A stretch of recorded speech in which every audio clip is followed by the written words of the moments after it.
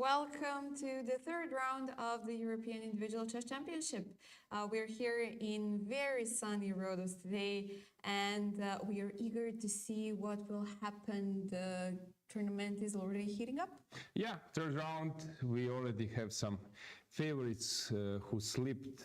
So, yeah, it will be interesting to see what will Bogdana do. Yesterday, she was visiting our studio, so guys, check it if you miss it. It was cool to have her here, right? Yeah, history in the making, as somebody has said, and I saw a few posts on Facebook. History in the making. Indeed, she's only 9 years old and already having such remarkable results, and we've seen only 2 rounds so far. Yeah, Who knows what we'll see till the end. I was very impressed how she handled first 2 rounds, but of course we have also other games to follow. Experienced players are around. Yesterday's win by Yuliia Osmak was very convincing. We will see what will she do today. She's playing against Claudia Coulon. It will be interesting to see. Okay, let's go to the playing hall. Let's check how players are preparing to make their first moves. We see Dragana that they are not yet on the board, all of them, right? Yep, still a few more minutes till the start of the round. Yeah, time for some chat. Luckily, we do not have this zero tolerance rule, of course. Yeah. So even if somebody sits at their boards a few seconds later, it's not that big of a deal. No running in high heels. Yeah. It's normal, yeah. Okay, let's check the camera from the boards. First board, players are still absent. Absent. Let's see the next one. Whom do we have? We have Lela Javakhishvili. She's sitting at her board, waiting for her opponent. Then we have next camera. Yes, still players are missing, but now we can see that Yuliia Osmak just came. She's black. She's playing on the first board. Let's check the next camera. We see a handshake. Which is a game, Rakhmangulova against Ushenina. And we see some other familiar faces on the next board. So, yeah. Yesterday we had a German encounter. Today we have a Ukrainian encounter, or on board number 4. And interestingly enough, we have 4 players from Ukraine on first 4 boards. Osmak Yuliia is playing on first, Babi Olga is playing on third, and Anastasia versus Anna Ushenina on fourth board. Yeah, we can stay with this camera because we have a lot of things covered. You see that players are coming. Now they are all practically all seated. Yes, we can see that their usual routine is probably over, and they will start to focus on their games. Arbiters will soon announce the beginning of the round, right? Yeah, in the meantime, maybe we could say a few words about the results from yesterday. We had Osmak Yuliia beating Zhukova Natalia on board number 1. Then we had 3 draws on board number 2, 3, and 4. Rudzinska Michalina versus Efroimski Marsel, which ended up in a draw after a rather interesting opening choice from Marsel, where she entered this endgame very fast. Then Papsara played with Wagner Dinara, and this was a very interesting game actually, but ended up peacefully. And Stefanova Antoaneta versus Klekana Maria, which was rather,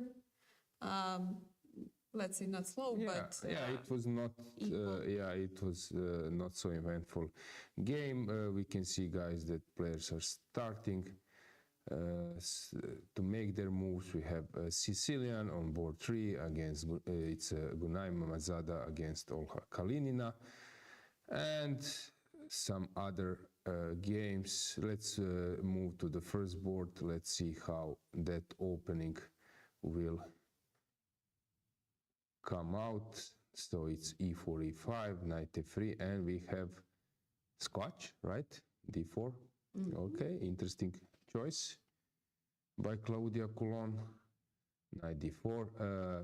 We have now interesting encounter. Both players are making moves with left hand and writing with I right. didn't notice this. Yes. You notice it? Good You will eye, see good now. eye, Let's see yeah.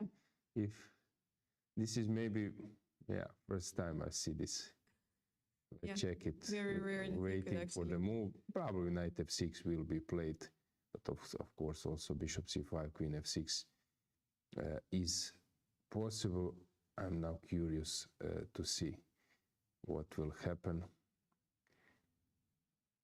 Let's see. Not yet. So left hand and writing with right, and queen f6 played. Okay. Now white can take on c6 or play bishop e3. So let's check which move will be played. Actually, I love this part of the game, Dragana, because I wanted to remember my preparation, to execute it. If my opponent surprised me, it's not my problem now. I fulfill my You duty, did your duty, yeah? But if I cannot remember or I misslip something, then I'm not so happy. But I like, okay, now we are out of the preparation zone. It's time to start.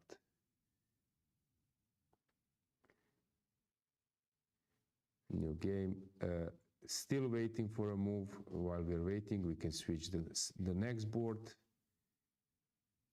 Okay, what's going on here? Lela Javakhishvili is playing against Slivitska, and we have d takes c4 Vienna game, which is quite forced, and it's a good surprise. It's a surprising weapon, since you need to be very well prepared to enter it, or in general very well prepared to enter it if your opponent surprise you, because later it's super forcing. I love to play this line with white. It's turbo complicated. I spent a lot of time in analyzing it together with my compatriot, Grandmaster Kozul, but the thing is, if your opponent surprises you, then it's not easy to remember all your preparation and opening details, so you're trying to avoid it and play something like Stefanova did yesterday. She played e3, which is a normal choice.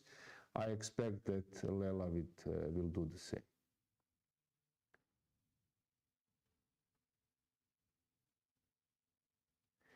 Actually, I saw the results from yesterday. Georgian women actually had quite good results yesterday. None of them lost. Nonetheless, almost all of them had won the game. So we only have one draw, if I'm not mistaken, and we had a surprising win from this young girl who was a European champion under 14 years old. She had a convincing win yesterday. We will definitely check what is her game today. Okay, so here we are waiting Lela's choice, or e3 happened, not yet. Let's switch to the camera of the first board. What happened there after queen f6? Okay, so Claudia is surprised. Let's go to the third board. We have Mammadzada against Kalinina. Let's check the camera on the board 3.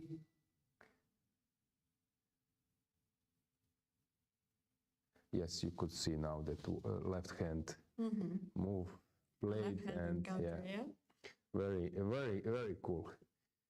Okay, let's see the camera of the third board.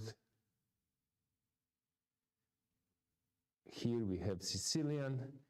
Black is offering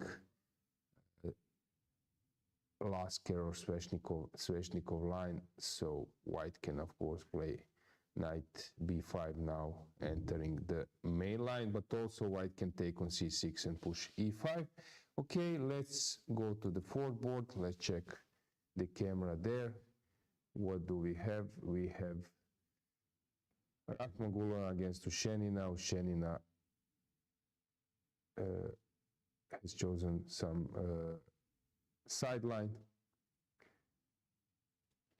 Knight f6, Nimzovic, Sicilian, and other players are thinking, okay, maybe we can have a broad view and then get the moves. So if you see the guys in the playing hall, Quite comfy, quite roomy. yes, some players are in the preparation, so they are just walking around, but not many. And this light in the middle looks like we're having some holy light over the players, yeah. But yeah, of course, as we've said even yesterday, this means that they have good light for their boards, and this is the most important, that the players have the best. Yeah, okay, let's check the moves. Let's see the openings, guys. We have Scotch, as I mentioned, on the first board. Usually reaction and main reaction is Knight f6. Actually, this Scotch opening it became famous by Garry Kasparov, who used it very often with huge success. Later on top level, you could see this in Nepos games. He was actually quite skillful in creating some chances, especially in rapid. Queen f6, as I mentioned, bishop c5, and knight f6 are three main moves. Also, there is bishop b4, which was played by Ivan Sokolov as well. So, many options. Bishop b3, and of course, knight c6, bishop c5, and then they opt for queen f3, which is endgame, very known, or queen d2. So here, instead of taking on c6, white played bishop e3, and now we are in this also very known line. Black will play knight e7, bishop c4 will be played, and it's possible to later sacrifice this pawn. This is all theory, also seen many times on top level. Let's switch to the second board. Lela is still thinking. As I mentioned, this is the main line, e4, bishop b4, threatening to e4. Some players sacrifice this, which is like super sharp line, quite known. Also, there is bishop b4, bishop g5. This is the main tabia of this line, and queen goes to a5 and so on. But black can also play super popular b5 as well. So many options. Knight b5, knight e4 stuff, which is very popular these days. If white want to sidestep the preparation, then e3 is the main move. Also, it's possible I was playing this queen a4, but you need to have something. If I was surprised, I would opt for e3, and now on a6 there are two options: a4 or bishop c4, b5, bishop e2 or bishop b3. If you are not ready to challenge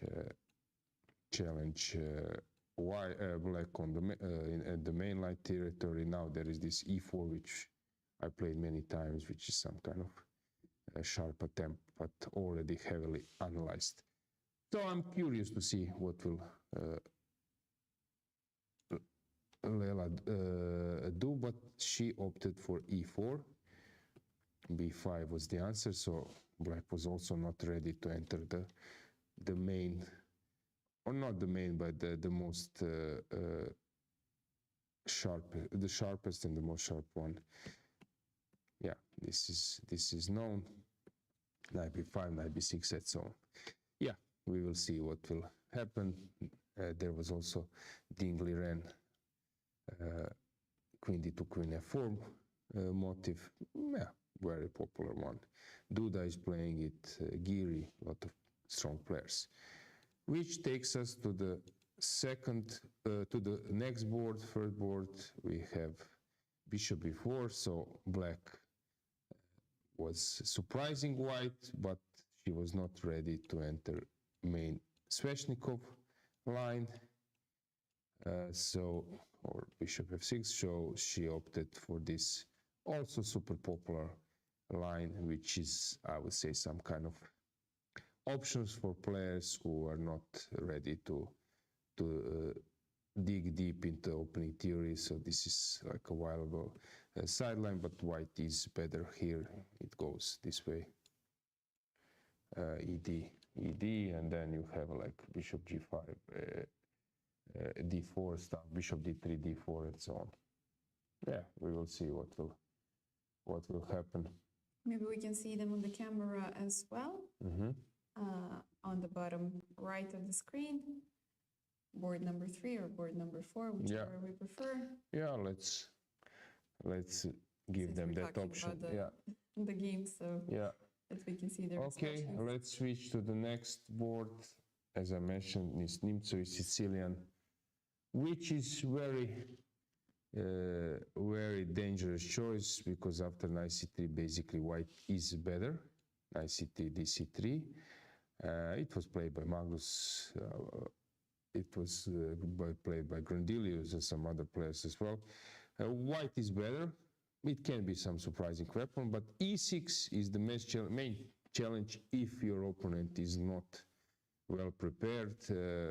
It was played in correspondence game, in some other games. I tried it this once, but basically white is much better if white knows what to do.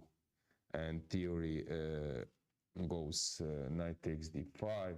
I think this is the main theory. d4, knight c6, d6, c5, bishop c5, queen d5, queen b6, bishop c4. You need to be prepared for this castles. Now I think rook f1, bishop c5, knight g5. On knight d4 you can play even not king d3, I think, but king d1. No, king d1. Yeah, so white is better, but you need to be prepared, very well prepared. Okay. On knight g5 there is knight e4 move, knight e5, also move queen e5, d5. A lot of things. Yeah, but it's white is better if you know what to do. And basically what I was doing in my tournament routine, I would repeat some of those lines just to be ready. And sometimes it's tricky, so you surprise your opponent with this type of line, and the guy said I was repeating this 2 rounds ago because that guy was playing this in one game, but you don't know this, that the guy was repeating it, and suddenly he's not or she is not surprised. And sometimes you're lucky or not. So you should take this also into account. Maybe I was not going too deep, but sometimes I was going even deep, that I check what was the repertoire of my opponents 3 rounds, 2 rounds ago, just to be sure that if I'm surprising that my opponent might not prepare this or repeat it. Okay. And you definitely don't want to play with king on e2 if you're not it's white sure is better. It's not so dramatic. Okay, has something moved there? E6. E6, yes, she took. Okay, this is the game to follow. Which takes us to another. Okay, this is all known from Kramnik's, Aronian's games. Not yet defined. Okay, this also, so Toncheva, she's playing interesting chess.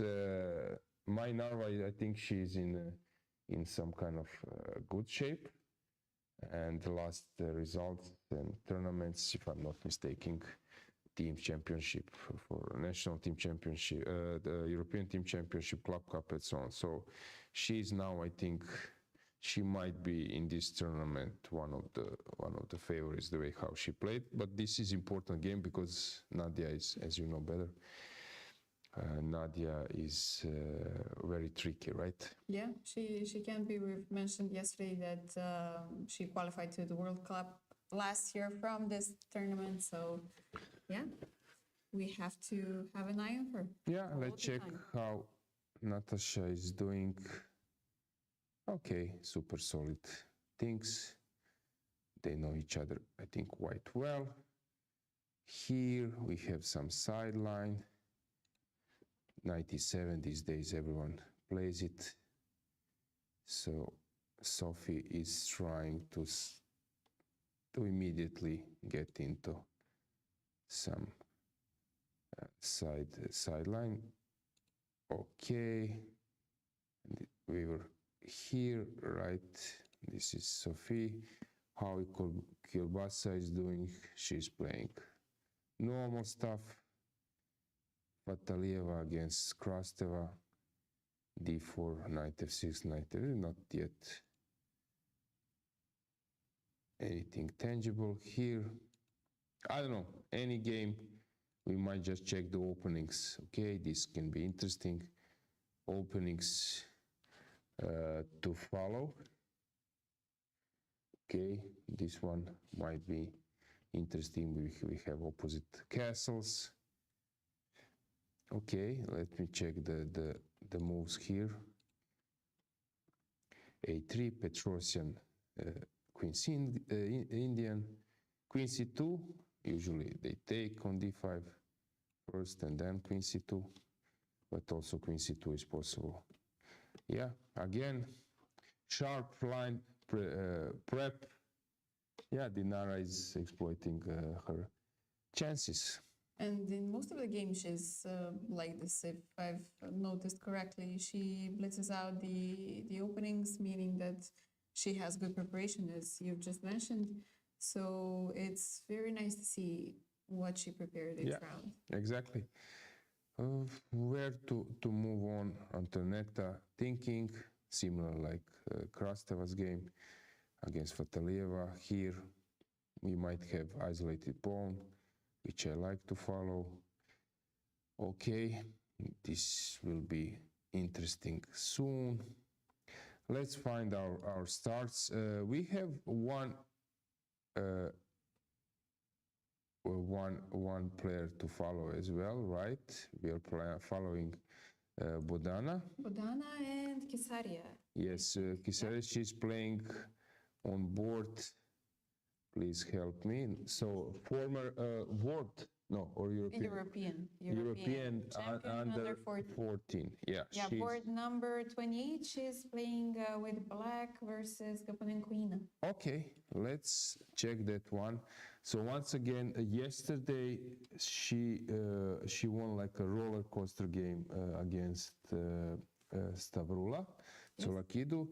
So today she's Black with very experienced opponent. I'm curious to see will she manage to pull another surprise. Where else? Where is Bodana?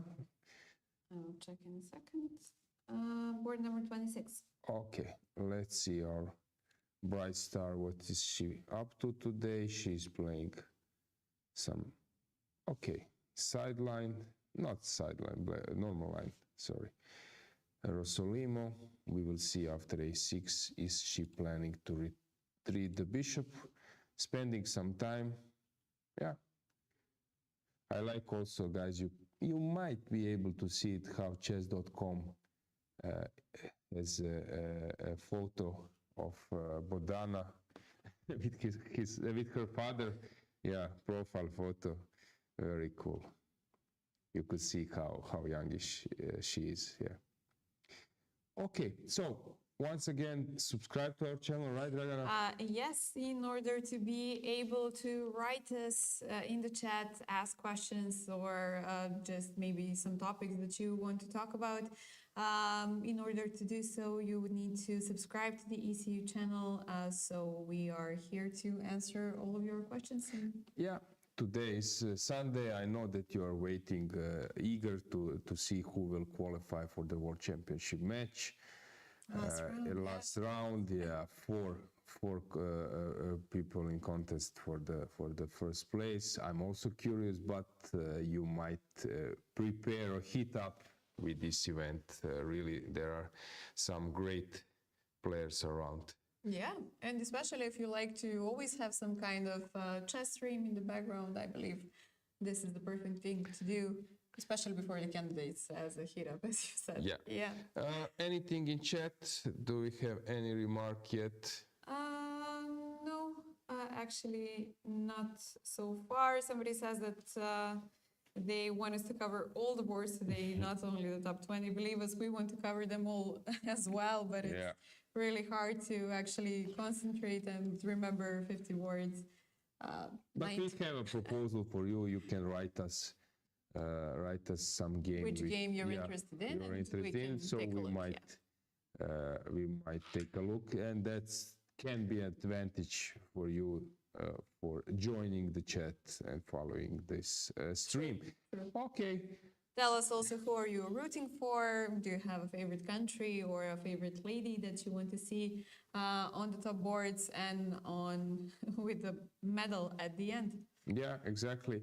So we will again stroll around and check the moves. I don't know. We might also check the camera to see are the players nervous or who is happy or more happy after the opening outcome. So let's have some stroll around the playing hall. So first you can see that, yeah, okay, some players more are joining And we do walking have district, a bit more movement than usual, I would Yes. say. At least every time when we go to the playing hall, somehow it seems very quiet and that everybody's sitting down and no moving around. But okay, now seems like the players have already gotten into some kind of shape, maybe gotten used to the place and the playing schedule. So also some good preparations, I would say, for today, and they are enjoying. Yeah, okay. Let's spot some people. Whom do you see? I see Dinara Wagner. She's walking around. Is this Natalia Buksa, maybe? Okay, Dinara is getting back or going somewhere else. I don't see. It's really hard to recognize anybody from. I believe. Yeah.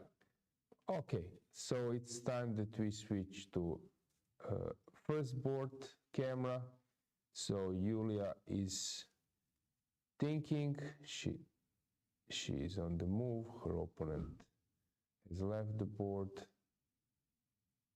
Okay, let's Maybe check this the is net. her lucky blazer. Yeah. I remember she wore it yesterday.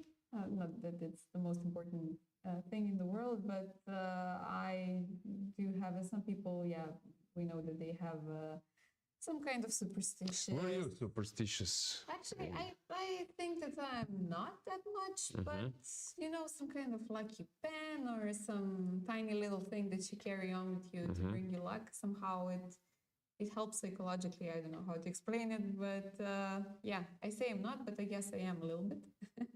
So maybe this kind of blazer is also the lucky one for Yuliia. We will see. Red should bring some love or luck or something like that. So yeah. Okay. Let's see. We will see. Let's move to the next board. So we have Lela a little bit worried, I would say. Or not worried, but trying to sidestep the preparation, maybe more investing more energy than her opponent at the moment. Alojzije is just playing everything according to the plan, while Lela needs to find a way just to find optimum between sidestepping the preparation but still having some good position and small advantage or advantage. So she needs to find a way. Okay, let's check the next. Okay, which drink is this on the I don't know. Can you guess it? Maybe some kind of cold coffee or energetic energy drink? Yeah, energy drink as well. Who knows? Okay, some moves are coming here. We have deep concentration. One more thing. So maybe players who are not okay, people who are following this broadcast and they were not like advanced or let's say competition players. Accreditation. Were you annoyed by I don't know, carrying this accreditation, putting that aside, or having it all the time, and then when you go out, you forget it, coming back? Okay, it could be a little bit annoying, to be honest, if you forget it or you want to go to the bathroom and they say, where's your accreditation? You have to go back or something like that. But this is at some like huge level events, maybe Olympiad, something like that, where you have a lot of players. But most of the times I like having it. It's a nice souvenir from the tournament at some point. I was mainly carrying it in my pocket, yes, but then something will get broken in like 2 rounds, then I will need to get new one, or I will leave it somewhere. I saw some players having it on their back. Wearing it the other way around. So I saw many things. Sometimes it was funny. They will get wrong accreditation, wrong name, and then it's like a topic for some fun. Or let's say that they put completely different player or photo of someone else. So, but it's not so easy because you want to focus, and basically it's sometimes some obligation. Yeah, it brings you a little bit of pressure for sure. Will I forget it? Will I not? Have I taken it? Where have I left it? Yeah, and it's not a problem in some like ordinary round robin, but in some huge tournaments like Olympiad, and so many people coming, and where you have a huge organization and a lot of volunteers, of course, nobody can know all of the players. Yes, exactly. This is known. You can check it on Twitter or somewhere else when Nadal was not recognized in Roland Garros, and he was having his accreditation, and then the security boy asked him to show the accreditation. I think also Roger Federer once was not recognized in Wimbledon. So yeah, it's tricky, but I understand that you need to have some kind of.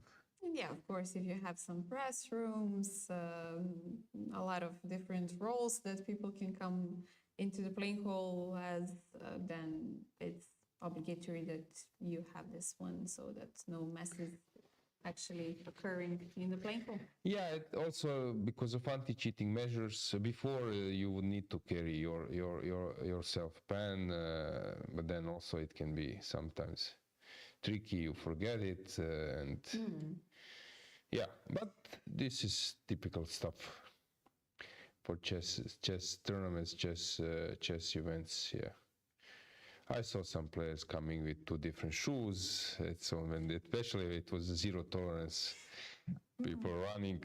I know that once people got forfeited because he comes at the board and forgets pen is not working. Stood up, and he's really not on the board at the board, and he got forfeited. Yeah.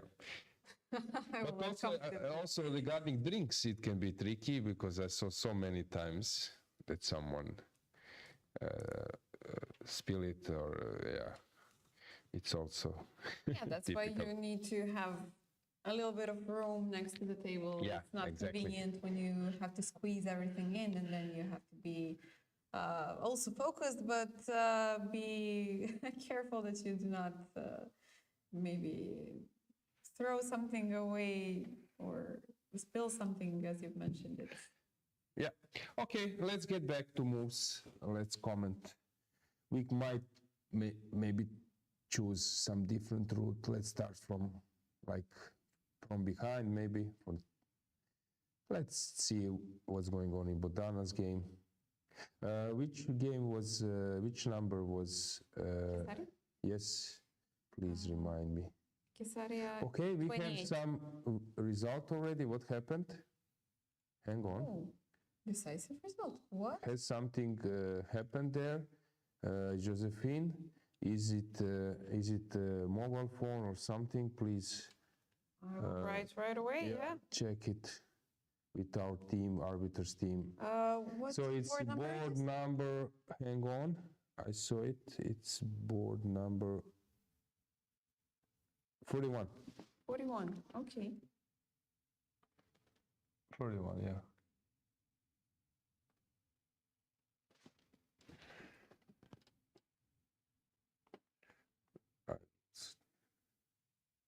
Okay. I guess we will get some info soon. Because it's normal position. Yeah, maybe just got into the system somehow wrong, but Yeah, we will find out. 31 or Yeah, 41? 41, yeah. 31. Yeah. Then we have, okay, let's go up. Which board was 20? You mentioned 28. Okay. 28, yeah. Yeah, so let's check. Very normal position, two bishops, but it's not easy to.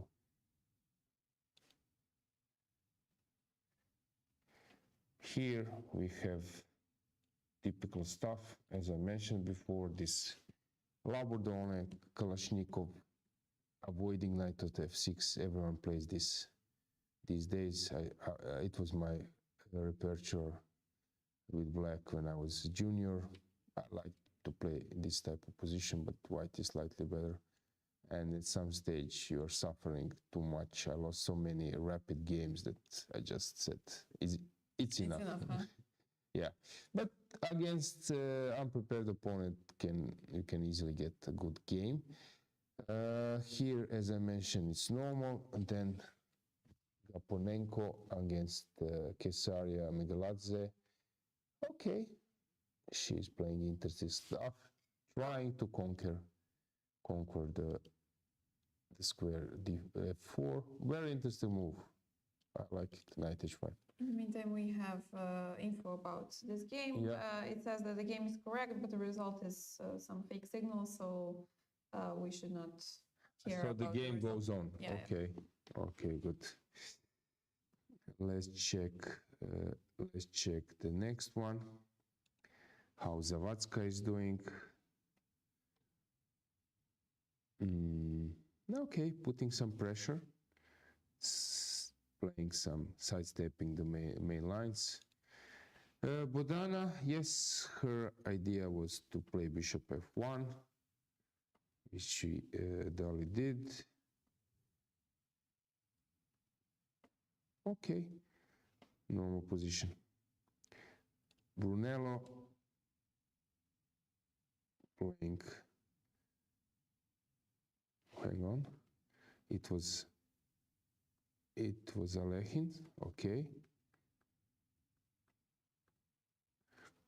I don't know why the engine bar is so high now. Maybe bishop f5 and then d5. Maybe this is just bad. So I take on f5, of course, if you take, I push, I guess. But engine disagree with my move. So what is the key here? Maybe d5 immediately. Let me check. Yes, d5. And already having this huge advantage in Yeah. opening, yeah. Yeah, we will check this one later. That was board 20 something. Okay, 24. h4, interesting move by Livia. Okay, basically it's not aggressive move. The idea is to stop g5. Here we have known stuff. b5 coming, game also to follow. How is Tiana Blagovic? She was Mandura or she's? Yeah, she is now Tiana Mandura. Her Chess.com. previous surname is Blagovic, Yeah. Okay, playing Queen B6 stuff. Okay, interesting. Fiona against the Amon.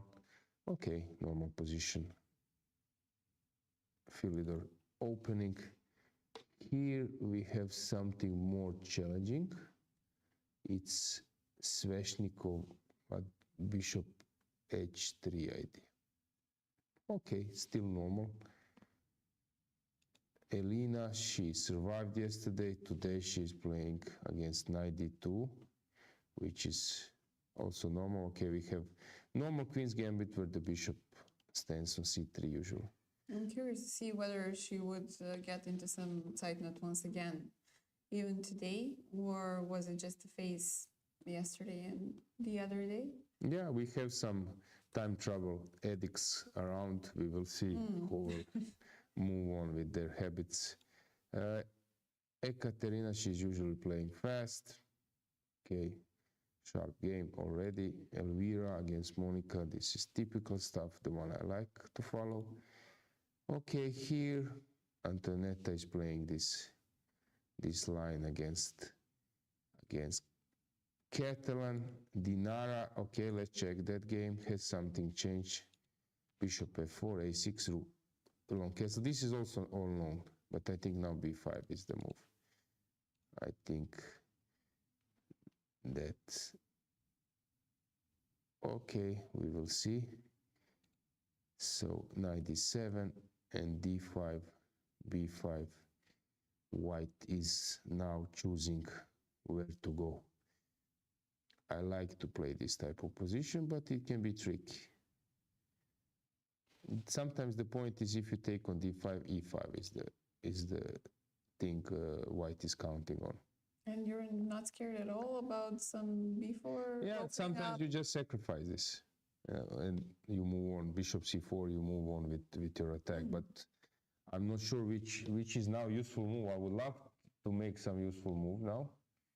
So I don't know which one. Let's say that I make some silly h4. And b4, can I sacrifice? I think I can. Yeah, I think this can be, and now I just maybe take or knight g5 or d takes e6. I just ignore and bring my other rook, and this is very dangerous. I know from experience that this is something white is happy to play, but black will also wait. Queen b6, trying to control e6 additionally, and then, yeah, it's not easy to check which is the useful move. Where we stopped, it was Dinara's game. Okay, then we have another German player next to her. It's Annemarie Kleck playing against Bella Khotenashvili. Okay, normal positions. Usually black plays this way, g5, h4 when white is in castle short, but also possible. Let's see what is Marsel doing. Okay, this is a game to follow, since it seems that she's just having like a huge advantage. Okay, bishop c1, c5, everything according to the theory. f3, which seems to be mistake. Knight g5, and then returning the knight might be better. Queen d2. Bishop b2 is a key, and suddenly you are lost because knight b5 is coming. When you move the knight from c3, you're not defending b5 any longer, and then comes knight b5, knight d6. Okay, so very... Queen e5 will be played. Okay, it already was. King f2 and knight f4. Okay, knight a4. I need to play bishop b5. This is the most logical one. You will protect, I will take, you will take, and now I need to have some smart reaction. Either rook e1, which looks like devastating. Probably queen b4 as well. And then knight e6, rook e1, whatever. Okay. It seems that Marsel is doing great. This is her type of chess I was mentioning, and she could have created this with black as well. Okay, let's check the previous. The next game, we are now on 12. Okay, this is classical classical Rui Lopez stuff. Then 11th, also typical E45 stuff.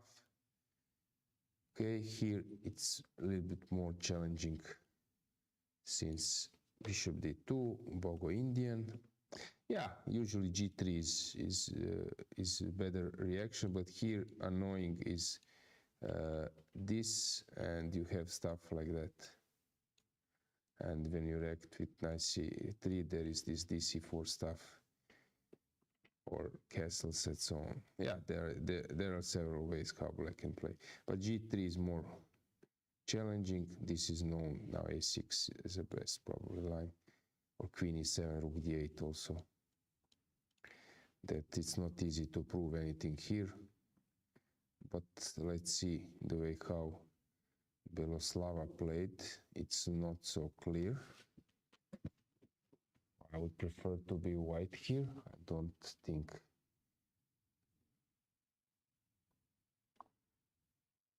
Okay, let's check the theory. To me, this looks strange. Frankly speaking, looks like a much better position because e5 is coming. I think on cd that I can go even e5. Even now? Yeah. Take on c3, takes on f6. No, d8. Takes on d8, yeah. So okay. this doesn't work, and when I kick your knight, I can take either on d4 or I can take with the queen, maybe even go knight e4. This is like a dream position. I love to play this with white. Okay, so Fotalio has some good chances. Strange choice by black, but okay. Might be some idea behind, which is unknown to me. Yeah, considering the time on their clocks, I would say that Bella maybe had prepared something. Okay, let's check here. We are in solid line. Okay, a little bit more challenging. Solid. Okay, let's check what happened here.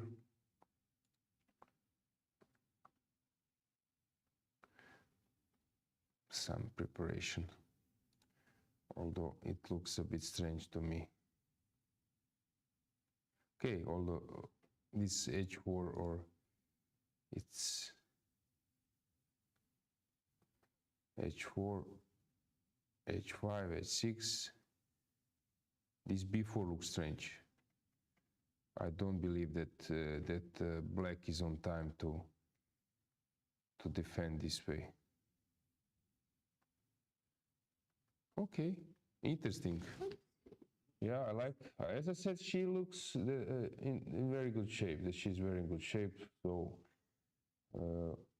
it will be a tough game for Nadia.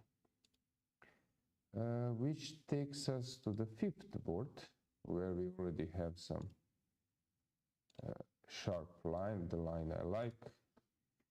Rogozin, which transposed to Nimca Indian. This is unknown, h6, yes, 94, everything known, g5, yeah, all known, and now bishop c3 is the main move, and bishop, rook or pawn takes c3, even with the pawn is possible. Okay, which takes us to the last first 4 boards. Here we have classical isolated pawn. What happened here? Maybe we can see the top boards on the camera as well. Yeah, let's check it. To the board. Currently, we're looking at board number 4, right? Mm-hmm. 4.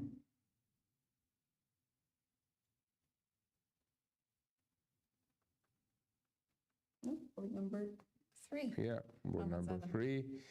So instead of taking on d5, which is the main move, she opted for bishop d3, which is also very solid, and she wants to squeeze her opponent in slightly better endgame, but of course very holdable.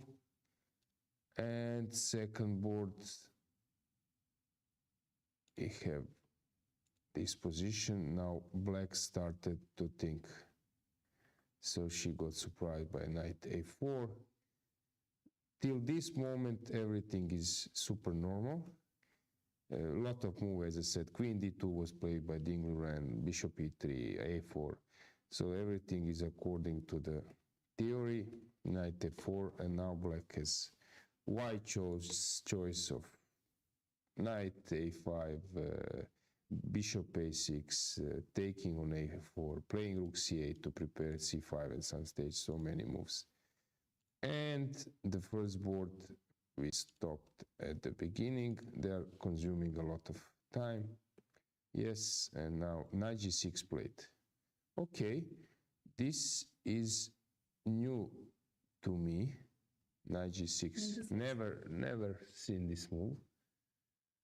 Of course, white is invited to play f4, which is like for sure the critical move. And if I'm not mistaken on the camera, that's precisely what has happened. So we do not have that move on the board on the transmission, but on the camera, yeah, seems like something is on f4, probably a pawn. Yeah. It's not a bird or a plane, it's a pawn, yeah. So anything in chat? Any yes, remarks? let me check Critics, what's going on in the chat. proposals, recommendations? We have some Hungarian and Spanish rooting guys, fans, and somebody who's rooting for Italy. And if I'm not mistaken, Marina Brunello is not the only one playing for Italy at this tournament. We have Olga Zimina as well, representing the Italian flag. I think a little bit, even more players. Can you check it in chess results, please? Yes, actually only two. Okay. Only two. Only Brunello and Zimina. Okay, good. At this tournament. So yeah, and transmission error, yeah, could be at some point. I'll just write about the first board, since seems like we are missing f4. Yeah, not yet coming, but on the camera we could see f4. So, and black is on the move. Obviously, Yuliia is thinking. We have our friend Marco Biagioli in the playing hall who's doing the live transmission. I'm not sure if he's also the arbiter at this tournament, but I know that he's doing the live transmission, so he's helping us with all of these slight. Yeah, I see now f4 played and d6, but d6 is not played on the camera yet. Now it's interesting, right? Did not. Maybe we need full screen to see. Or maybe my bad. Maybe after d6 already white played a move. So that's why Yuliia is thinking. Okay, let's check. So CSI, f4 played. My vision is so bad. I cannot. I don't see anything played. Okay, black played d6. No, d6 is on the board. King h1. Okay, yeah. So we can expect. It is Marco. Yeah, yes. Checking the position. So we will have the correct position for sure. If d6 is not played, he will correct this. Yeah, king h1 was played for sure. Yeah, king h1 as the last move.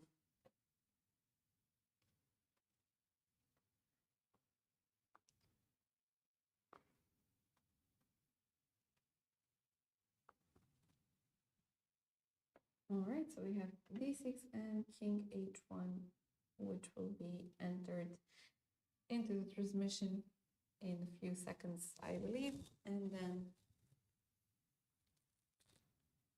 we will have the correct position.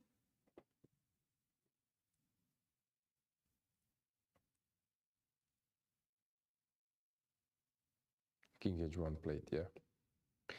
Okay, what to comment? Let's get maybe a camera which covers more boards. So just to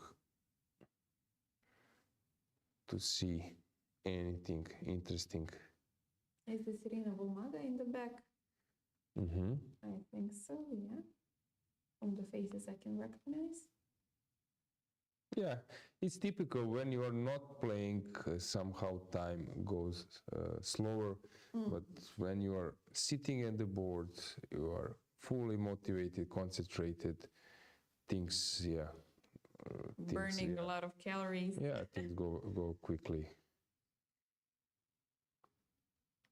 When brain is in full process, time just Do flies. you like to have some kind of snack during the game? Of course, not on the board, but Yeah, I think we commentated this before.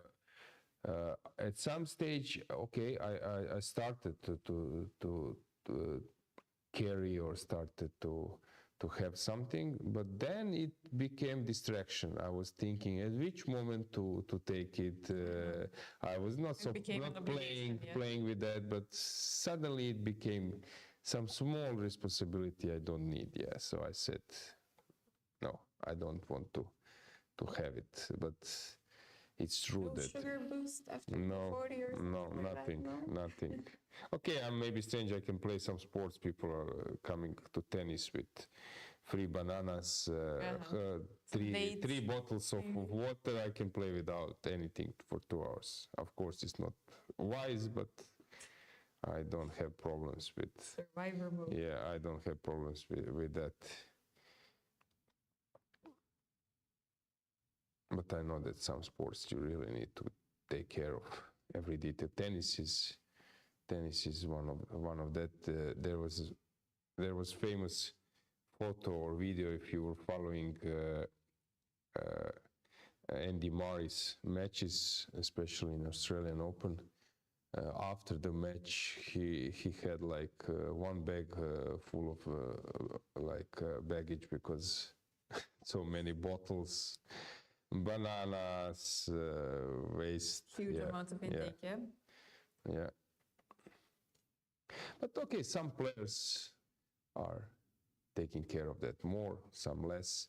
I was more concentrated on when to eat before the game, what to eat before the game than during the game. So for me, it was very important to have. I was sleeping before the games. I know that many players do the same. Yeah. But regarding sleep, I know that Magnus was sleeping or is sleeping like till half an hour before the game or 40 minutes. I think I read that somewhere.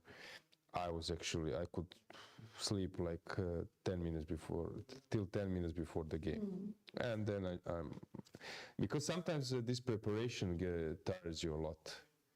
And you want to have like clear brain, and also brain is working while you're sleeping, so you won't like lose your lines in your memory, so it's not a problem. But somehow you feel that you reset it, especially when there were 2 rounds, tournaments with 2 rounds. It's rounds in a day, I would just run to sleep. 20 minutes, 20 power nap, and moving on. So I think this eating and sleeping regime before during the tournament, not during the game, is quite important. True, but sometimes it's very hard to incorporate the sleeping, since if you have to take care of the lunch hours in the hotels and when to go to lunch, when to get dressed and everything, I understand, okay, I had my routine. I was planning this, especially when there was a jet lag. I would also try to take care of that. And I mentioned this many times. I was sleeping like a log when I was playing bad, because then I would say, when I was playing well, then suddenly I would start think about making some plans about future. But when I was playing bad, I was just running away. I think even Pavel Elyanov has mentioned, and some other top players, that when you lose, some good sleep is best cure. remedy, Yeah. And I actually noticed while we were talking about some food or something like that, I noticed that we have some chess socks over here, which is a nice detail. Olga here playing on board number 3. She was walking around seeing the first 2 boards, and I've noticed that she has some chess socks, which is Okay, a nice detail, yeah? great. Maybe some lucky David socks. Navarro. David Navarro comes to mind, yeah? Yeah. He had these interesting socks in Zagreb as well, I remember. Exactly. Yeah, these days you are getting moves, you can get analysis, this details. This is something I'm now also curious and interested about the press. Okay, someone just touched the camera. Maybe we can leave just guys to see what happens in a regular chess a tournament. different point of view. Okay, we will find is the guilty one. See the recordings back to find the exactly. Typical things.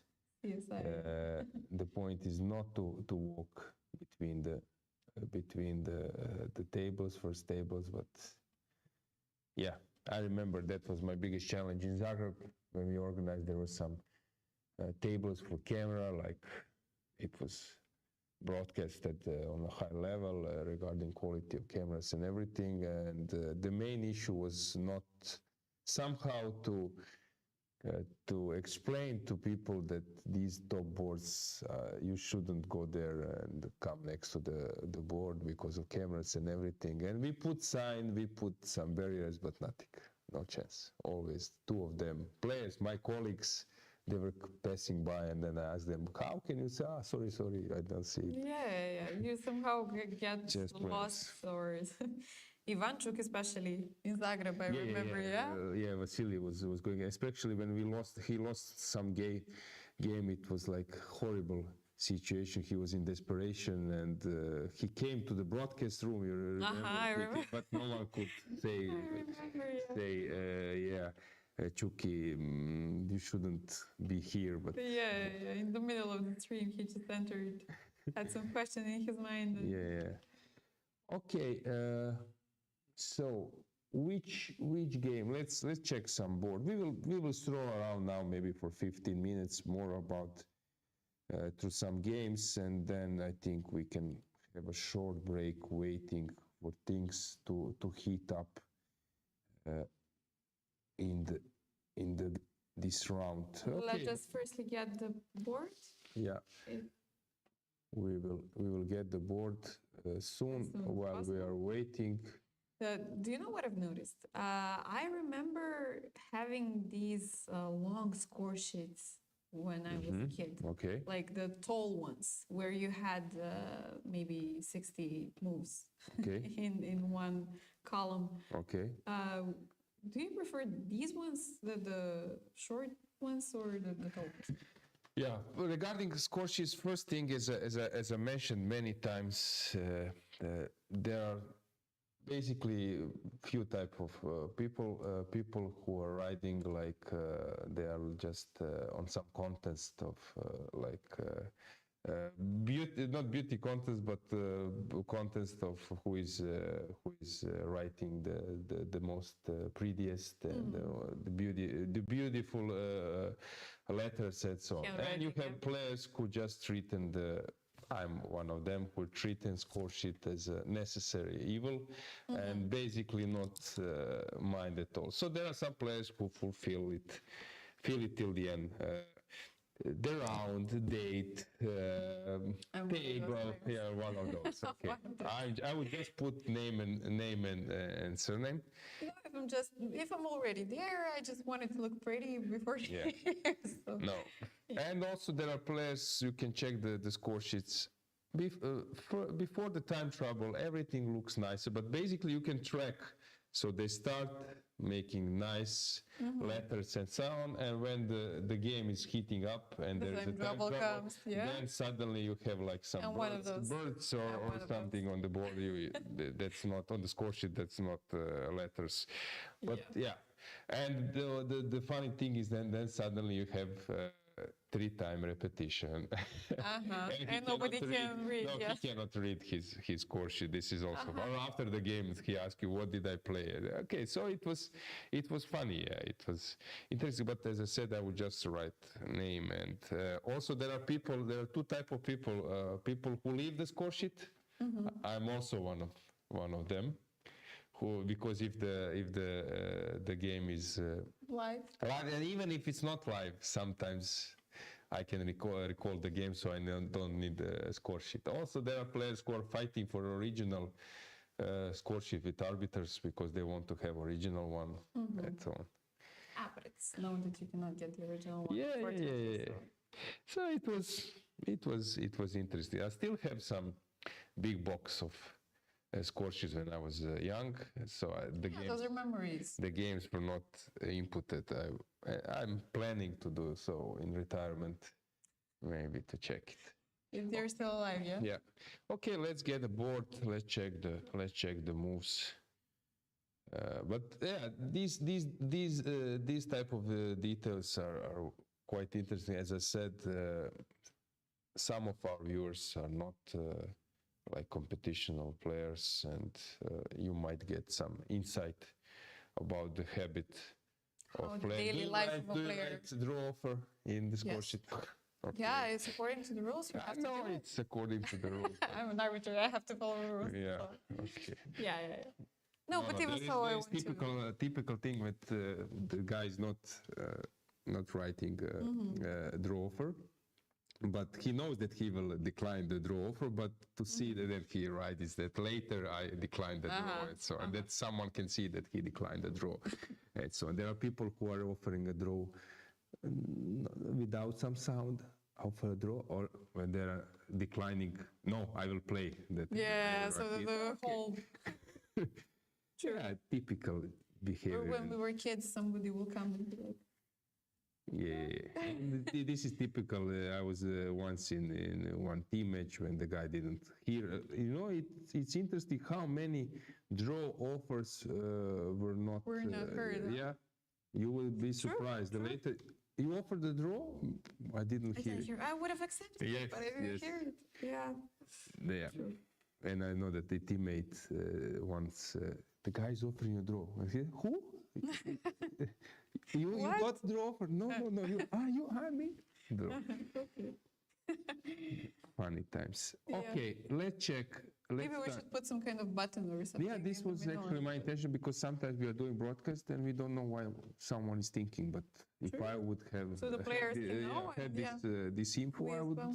immediately get conclusion what's going on. Okay, so this is a good idea actually to try to implement it some next tournament. Some yes. job for arbiters.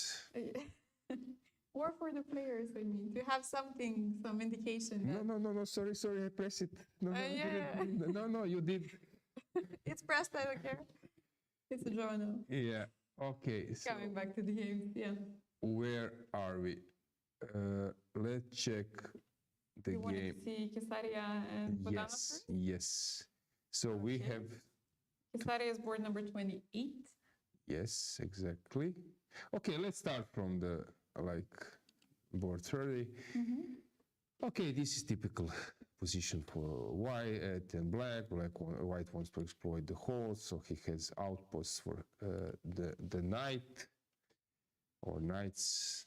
As usual, knights, they need outposts, while black is trying to play long-term bishop pair advantage.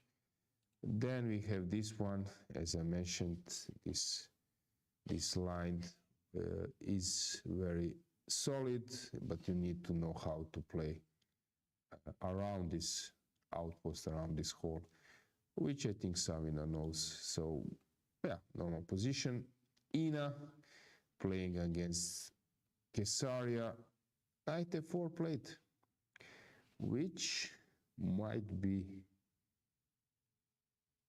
Hang on. Let's calculate. So without engine, I take on c6. You must take on d3. Right? Only move. Yep. So I take the queen. You take the rook. and you cannot come out. Or you can take on b2. You can take on b2, but then I have rook d4. Hang on. This looks like just bad. Am I missing something? And on knight b2 I have rook d4, if I saw it correctly. Maybe there are even better moves. It's just You don't want to take the rook on e1?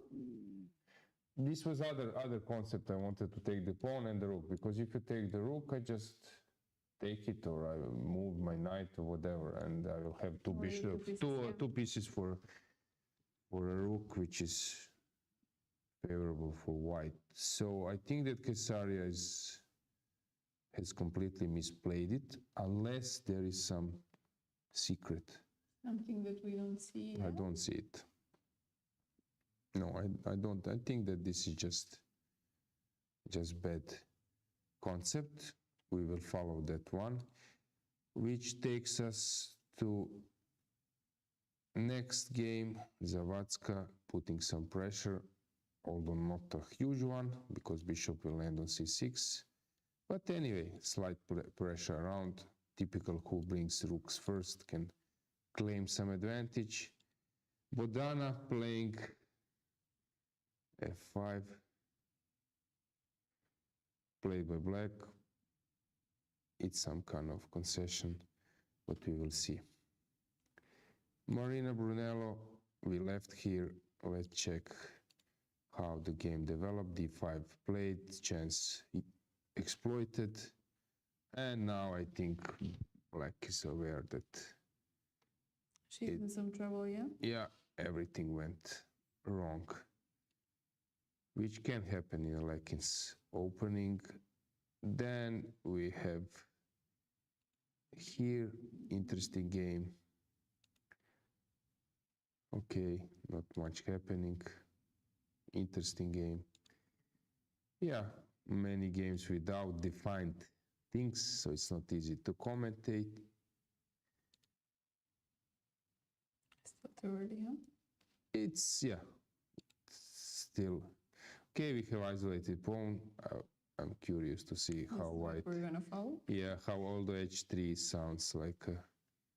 Let's see. Yeah, this is the problem. You make h3, and then your opponent enters the isolated pawn with h3. You're losing the square for a rook lift or queen lift. But it's possible to play that way as well. Antoaneta playing this stuff, non-stop. Here we left. Dinara was putting considerable pressure, but now she is thinking, as you can recall, maybe Dragana, that I was saying that now we want to have a useful move. You are not afraid of b4, but it's not clear which one is useful. She knows that she has an initiative, but Yeah, she's burned quite a lot of time with this move, yeah? Exactly. And we move on. Recognizing the critical moment in the position, I guess, yeah? We move on. This is still far away for something. This looks like a dead loss. Has something changed here? No. Knight c6 probably just wins a spot, right? Sad necessity. I don't have any checks or something. Yeah, now she's thinking either knight e6, so I take. You must retreat your queen. Maybe she's counting on knight c6. And counterattack, yeah. But queen b7, and I don't see anything. No, it just doesn't work. On this, it's deadlocked. I can take on g7. So this game might be the quickest one. Marsel definitely ready with her openings. Yeah. Yesterday she entered the endgame very quickly. Today she's also playing very fast the opening and already winning. So yeah. Krasteva ending up in problems, as I mentioned, unless this is some kind of superb prep, which I doubt, but it's possible. To me, it looked like a dream position for white. Queen goes to f4. You have many options. Something went seriously wrong from my point of view, which takes us to this game. Not much is happening. A little bit more is happening. Solid Okay, let's check this one. So in the end, she opted for queen exchange, king d1. Strange move too. Okay, not strange. a5 played. Very complicated still. Yuliia, what happened there? We left around here. Rook c3 in the end. Maybe bc3 is more to the point. I don't know. This looks just good for black. Maybe you just wanted to keep the pawn structure, or? But this looks just knight goes to c6, bishop comes to knight d5, you are without communication. Yeah. Which Yeah, problematic, yeah. here white is better. Okay, this one black is thinking, Ushenina is thinking a little bit too much. I don't know is this stacked or not. We can check camera on the fourth board. To me, a little bit, they're burning too much time for this type of position. So let's check the fourth board. So we are on the move number 10. What do you think? Is that the, let's have it full screen. Full screen, if we have it. Ah, yeah, it's the position. So they're on 10th move while Ushenina is thinking really a lot. Is she afraid of some, I don't know, bishop h7 doesn't work, so I don't know why she is thinking so much. Okay, let's get back the board. So we can check what is she afraid of. So queen d6, there is nothing, bishop h7 doesn't work. Normal position, this is known that it doesn't work because you have many options, but it's important to always remember that if there is a piece which can control the h7, then it's just bad. But she's not thinking about that. She's thinking maybe about after castle, bishop d6, maybe here something. But I'm quite surprised because this is all known. Again, maybe the button was pressed and it's a draw offer. I don't know. Since it's a Ukrainian encounter. Yeah, it can be. So we don't know. You can check the score sheet. Yeah. So There was this idea of digital score sheets. I don't know if any tournaments have I been played played, it. actually. You know, I played Norwegian You League. did? They And have you know how Norwegian? they play? They give you tablets. Yes. And that's you are how you're making supposed moves. Yeah, you're making moves. When I saw it, me and Brkic, Ante was playing first board. I was playing second. Ante is 26-40 now. He's top 100. And he said, can I get a regular score sheet, a regular plan? Come on, Ante, we are here, super high-tech country. We need to adopt. Okay, give us. And then I was playing. And then you do this. You have your tablet like this, and you're. No. The point is sometimes that you can check by walking around. You don't. You can also check the tablets because there is a position. You don't need to check the position as well. So you're walking around, but at some stage I saw some arbiter or player in a time trouble running because technology can also You make it difficult give up at if some you're not stage, and that happened. And then the guys, the pen. Roses.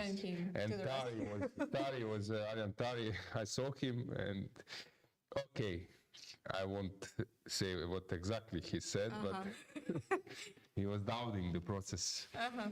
Yeah. Oh well. Okay, it definitely will be interesting. I've never played tournaments. I don't know what Magnus says about it, but Still far away. because he here. played first round for Offerspiel, as I said, first weekend I was in. With the tablet score sheet. Yeah. Okay. Yeah, but as I Interesting said, experience. tablets, I saw it. Yeah. But somehow you adapt. Yeah, if you have to, you will. But it's. But sometimes you make a wrong move, then you need to clear it, delete it, and then go back, promote it. It's Do you have some errors? it's cool. I wanted to play this. I wanted It's to play cool. that. It's cool, but Mark a square with red lights. Like. tricky. I know that there was this Monroe system. We played one tournament in Zagreb. Even at that time, it was popular. I won the tournament. It was open tournament. That's why I remember it. 2005. it was like 200 players, and we got this Monroe system. It's Canadian, I think, some technology, and you will get like digital pen. But it was so small, and can you imagine some old guys, players like 70 plus, trying to find the square with that stick? So if we managed to get the digital score sheets at the World Senior Championship, then we can do it everywhere. I believe. Okay, so here we have already some defined structure. White is a pawn up. So she sacrificed, which is interesting decisions. She sacrificed the pawn for this outpost, and very brave decision, because she was not forced to do it. As I said, some knight a5 was possible, so she went for it, and I appreciate that. So the idea is to try to play for compensation. And we have first board. What's going on here? We left around. Yeah, we left here. I see Danushani has made a move. Yeah. Just stood up. So Yuliia Osmak is thinking maybe we should just make a stroll around the playing hall, and then we will have a break. So first you can see, guys, some players walking around. Okay, not many. As I mentioned, usual open tournament, you will get like, with the same number, you will get like 20 people walking around. So full concentration, full motivation, but of course, this also burns energy. So you need to balance it. Okay, let's check the next camera.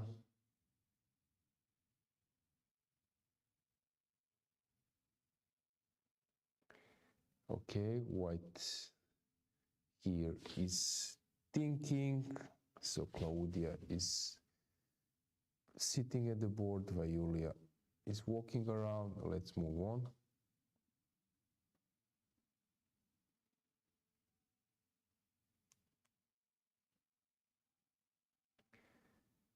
Okay, it's getting more and more complicated. You can see now this compensation pawn down is tricky for both. Let's move to the next one. Here we have Mammadzada thinking in this endgame. With a little tilted camera, but okay. Yeah. It's better than previous. Yeah, it's interesting. It's interesting point of view. Yeah. You've mentioned that one of the last times you were in Rhodes, there was some kind of earthquake. Yes. Because this reminded me, like maybe. No, don't please. Zagreb had it in COVID. It was like COVID plus earthquake, and still the city is not fully recovered. That feeling, once you experienced, you will remember for all of your life, because I recall this first one and second one. Second one was even tougher. It was in half a year or something. And as I said, I came here, and after this earthquake stuff, but because there was one big and then also second big, but then you had like for 5 months or 1 year, every day almost some small ones which you experience. And when I came here, and suddenly as I said, I woke up, and I'm having my YouTube channel. It's on creation. I have like 15,000 subscribers, and I was making a video, and while I was playing and streaming, suddenly earthquake, and people were mainly sleeping, so they didn't notice, but it was like in Ionian Sea, or here in I think it was around, not in Ionian Sea, but it's Aegean Sea. It was 5.5 or something like this, 100 kilometers, I think, away from Rhodes, and really for me that was. But you mentioned that you but I actually, won with playing, and I won, I think, the game. Never stop the stream, right? Come on, No, industry must go on, show must go on, Okay, guys, we can maybe. Go for a break. yeah, we will come back soon. Yes, stay tuned and we will see you shortly. Yeah.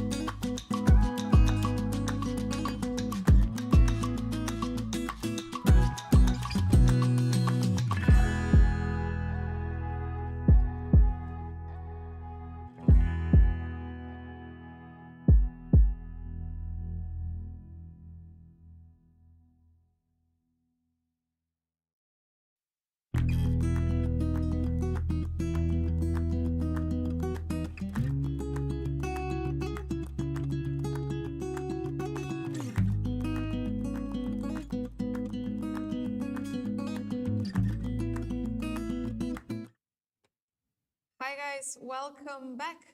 Our short break is over and we are ready to see what's going on. In the meantime, we've seen that Marsel has won her game.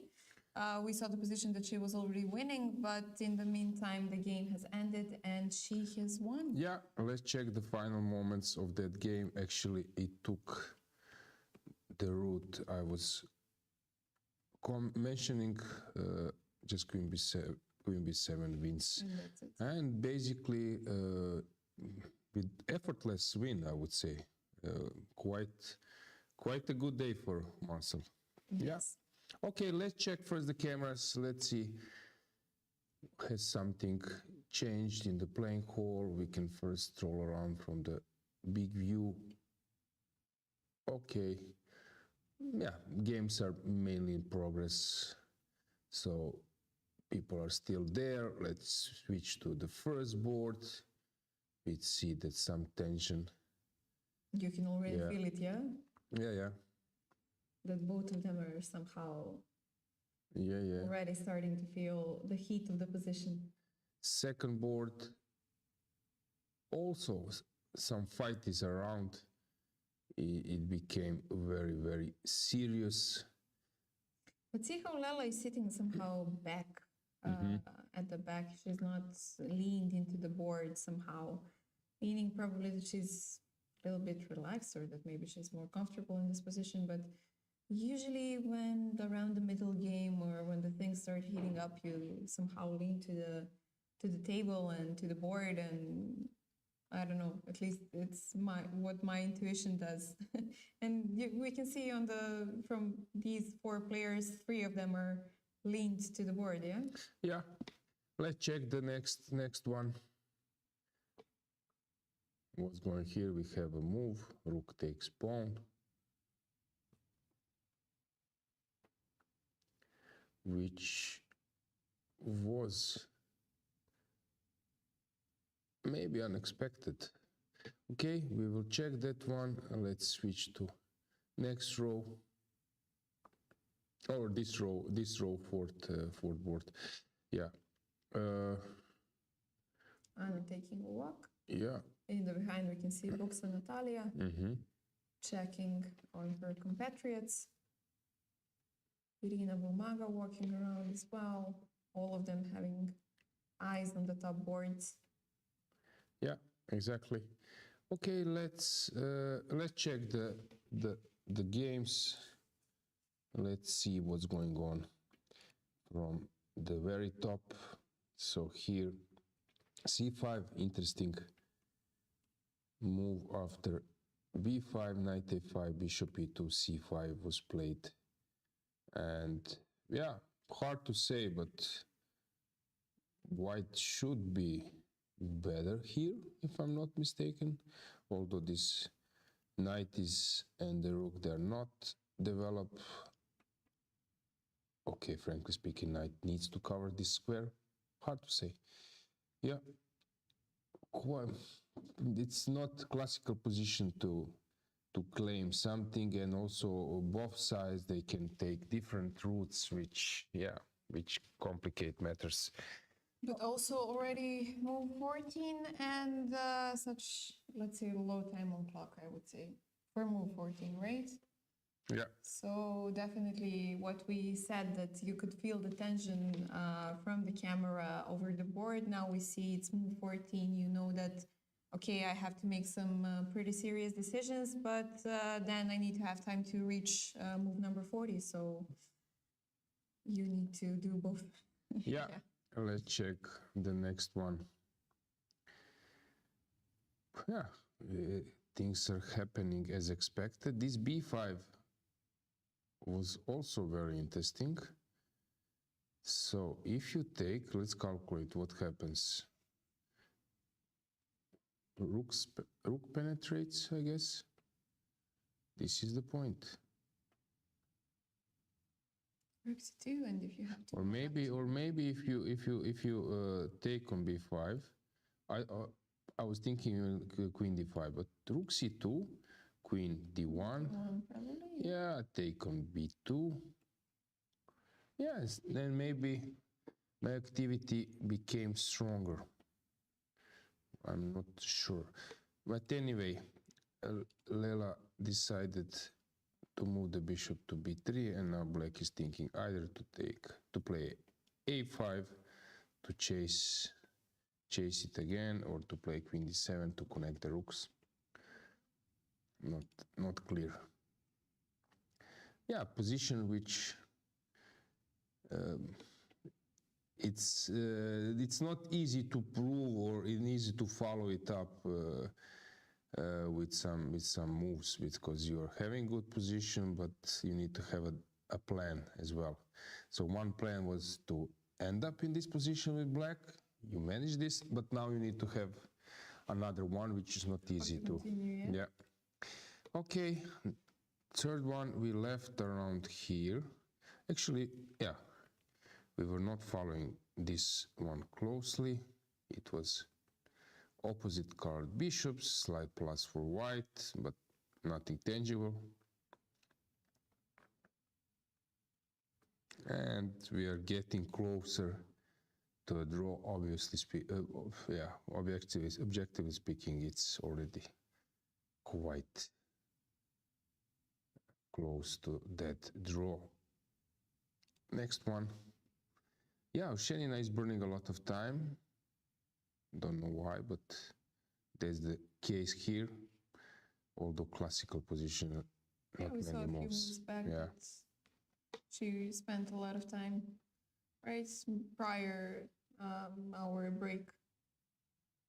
Yeah.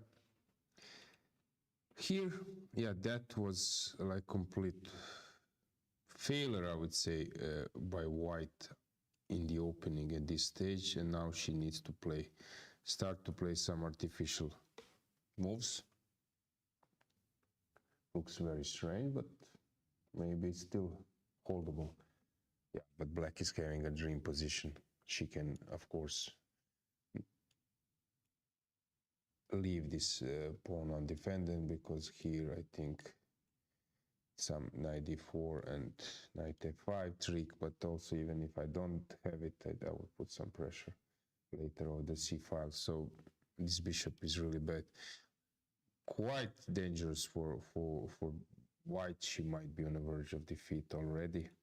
Nara, as I said, she's in a good shape, and it seems that she is pressing. Looks more promising for white. Okay, she needs to make a move now. Of course, taking on d7 is an option, but c4 is the move you want to make. And I'm not sure how Nadia will react here. I like the rooks. Mm-hmm. Interesting rook's position, yeah? Not so often that you see. Yeah.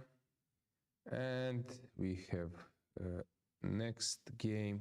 Natasha is playing against Irina. Yeah, this is super classical. Yeah, I would give this position to some, like, let's say, sales potential novice who needs to sell a product, to give him this position, and now you start speaking about it to see what will you say that your potential customer buy that book about this position. I'm not sure that it will be easy. So you see, Mr. Yeah, rooks are there, white is coming, but not easy to say anything. Yeah. This business conference is coming back to mind. I remember you talked about this in Budva, but somehow I see a correlation over here. Let's say that this is like World Championship match, and suddenly we're having this game, and you need to speak for viewers in broadcast for a few hours. Now we are threatened. You will start speaking about some, I think, pawn sand games, which was other things won't be easy to explain. But that's a chess.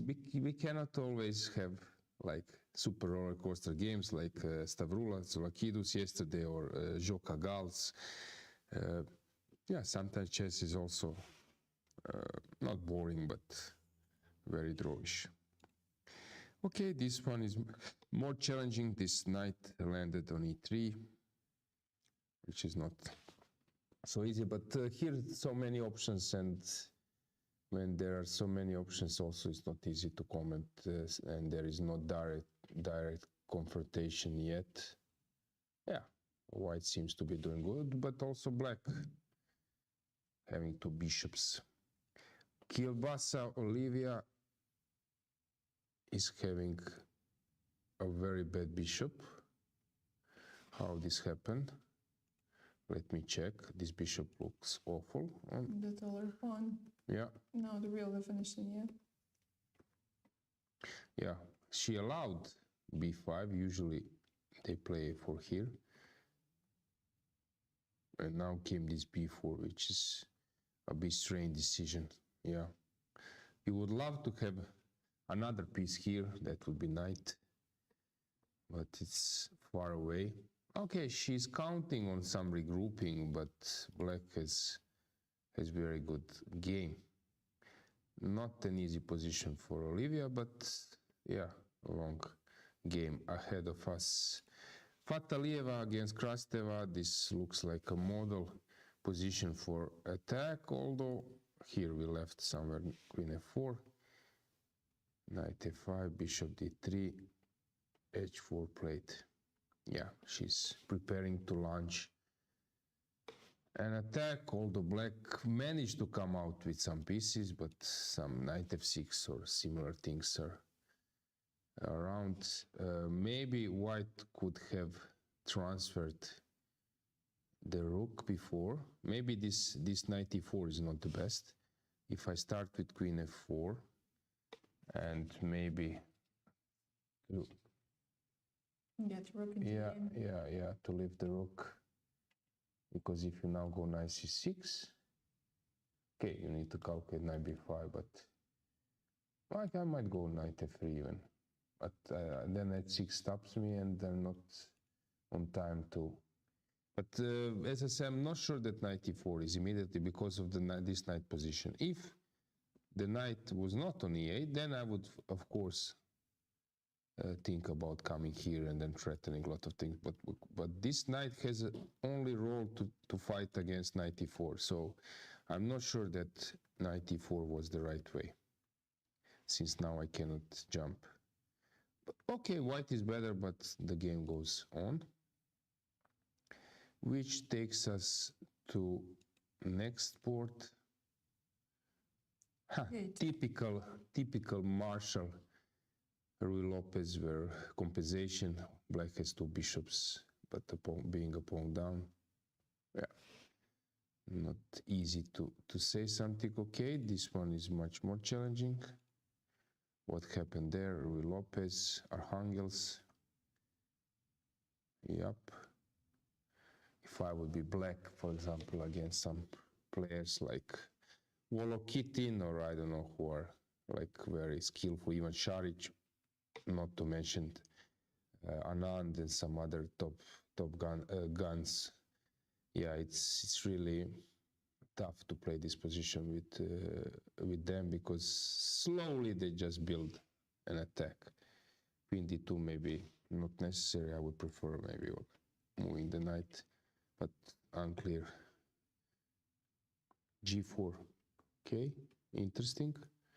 Leaving a hole and trying to come to f5. The thing is that this knight is dominated by this bishop on b1 and the rook can be lifted.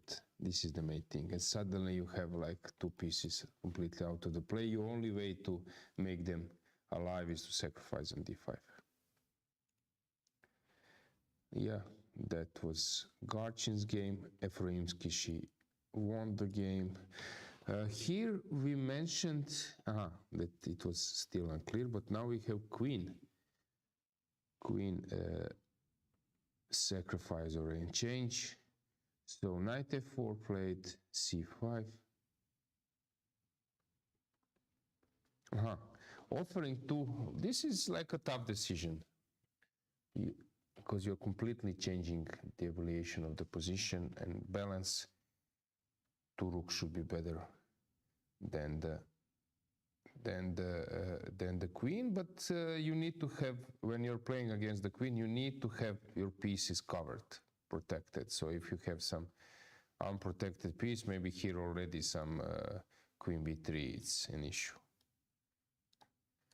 So maybe this move was not the best.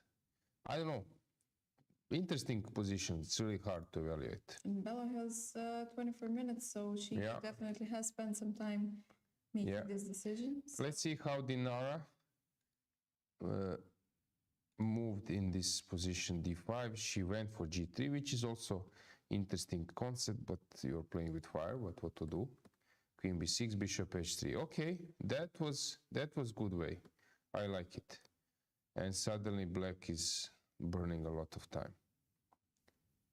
Okay, she wants to bring the rook, and she found optimal position. Okay, here Stefanova playing some Catalan Dutch defense type position. Elvira, okay, it was isolated pawn. I recall this h3 was maybe redundant, and she wanted to liquidate because of rating and opponent image. So it's of course reasonable now. I think that Monika should be able to hold this very convincingly, but this is a bit strange move. Why? What's she up to if white moves the queen? I'm not sure. Okay, maybe she just wants to come out with the queen, but not clear. And you mentioned the Catalan, so now Grandmaster Pop comes to mind. Was it his birthday yesterday? I don't know. Really? I think it was. I'm not sure. If it was, then congratulations, happy birthday. Yeah, maybe. I don't know really. But yeah, we've seen him around, and I mean, of course, the tournament is in Greece, so Yeah. It would be was nice birthday. if No, we could or get the day before. It was yesterday. You're I right. think so. I'm not sure. To be honest, I'm not sure, but I believe these days around. Yeah. It was yesterday. You're completely right. I think it was yesterday. Yeah. It was more celebration, but I was not sure it was the day before or yesterday. Mhm. It would be nice if we can get him in. Yeah, the actually, studio at first some I point, yeah. didn't get you because I thought that you're speaking about Pop Gabor, No. who is also here. Yeah, Yanis. I think yesterday was his birthday. Yeah, congratulations to him, and hopefully we'll see him in the Studio yeah. at some point, yeah. Yeah. Okay, so here Ekaterina is somehow having stuck position, but it's also normal. Here also typical one, a little bit more challenging. Who is better here? White should be in control, but unless there is some queen f7 and then Yeah, I'm we open up breaking the through. F Yeah, file. if I can open it, then it's tricky. Something to follow, some position. Any comment from? Okay, let's see how Bodana is doing. What has happened there?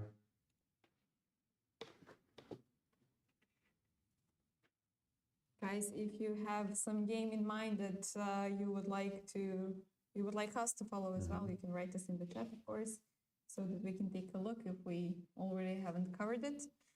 I see some comments in the chat about the system of choosing the games. We try to focus on the top boards, of course, since they are the most important ones. These days we like to follow Bodana, and yesterday we were introduced to Kesaria as some young prominent players who would be interesting to follow as well. And of course, if you have somebody else in mind that we can take a look on, you can write us in chat. Unfortunately, we cannot cover everything. Yeah. We try to do as much coverage as possible, but yeah. Yeah, we are following Bodana's games because she's really now in the limelight. Also, we follow Kesari's game, right? As a European under-14 champion, doing quite well in this event. If there will be some games to follow, you just suggest us an option. For us is always to switch somewhere else. So what happened here? Knight f4, queen b5 played, so she didn't take it. Very strange that Ina. We were looking at this 96, 95. Yeah, because now black is having like Now we have super normal position. Okay, interesting. Anything else? In chat, no suggestions? No requests Yeah. yet.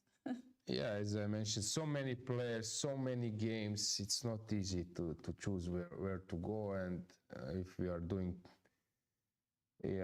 too quickly, too briefly all the games, it will be also tough for you for follow. So we need to stay with some of them. So which one to follow? Any? I don't know. Top boards are always top priority, so Yeah. Okay, we have a draw in Mammadzada against Kalinina, it's as expected. Yeah. Maybe we can have the camera from the playing hall as well in the bottom right corner so that we can see what's going on. In the meantime, like some of the first boards. I guess if Mammadzada has finished a few minutes ago, then we won't see her. Yeah, I think. But let's get the camera. That was tilted.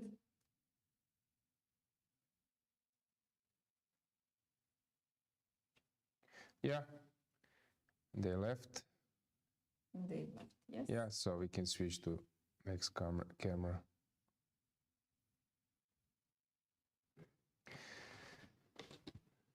So, which game to follow?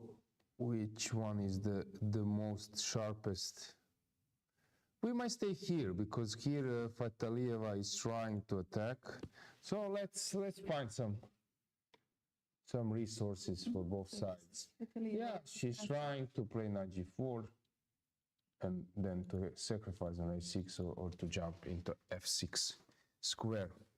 So it's obvious that you need to do something on the other wing. So knight b3, knight d4 comes to mind. Also to exchange on e4 at some stage, but then queen e4, it's an issue, and h5 coming. So how black finds a counterplay? Knight b3, knight c5 might be an option, but knight g4 is coming very super fast. So knight b3, let's say that it goes that way. I play knight g4. You cannot take because of this covered attack, so you need to play something. Let's say that you play, I don't know what, not easy to say. Some rook d4. I was thinking knight c5, but that will end up in a checkmate, I guess. And knight s6. G takes, queen takes, and this is very tough. Maybe it's holdable, but looks very dangerous. Yes, very dangerous. Maybe, as I said, it's holdable, but looks very promising for white. I don't know what else. Is rook d4 an option? Maybe it is, but you're pinning yourself. Okay, maybe it is. I would play rook d8 in the next move, but somehow bringing some. Yeah, rook d4 can be a move. So that you're not that flexible with your pieces. Trying to. Yeah, rook d4, a good move. So maybe I should start. So you go knight b3, and it's my turn. Yeah, knight b3 is probably necessary. I don't know if rook d4 was possible even before, but no, you have knight f6. Okay, just. So let's check the points. So this I jump into, and you take, right? Yes, yeah. Takes, and you move the queen, right? And maybe there is no chance for white to do anything. Nothing tangible, yeah? Yeah.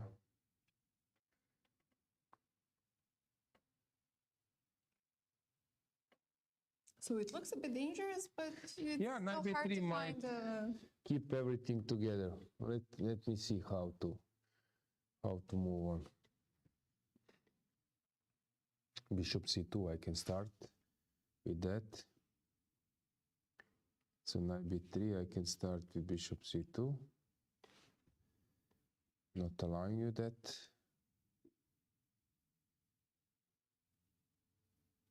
But okay, you can play knight d4 now. You are changing. So I'm not sure. Knight b3, of course, is necessary. How this rook d4, it's really good.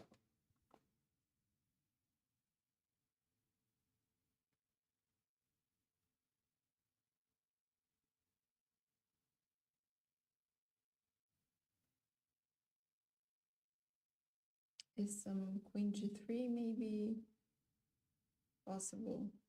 No, of course not. I'm dropping the piece, okay. I wanted to have knight f6 without being pinned, but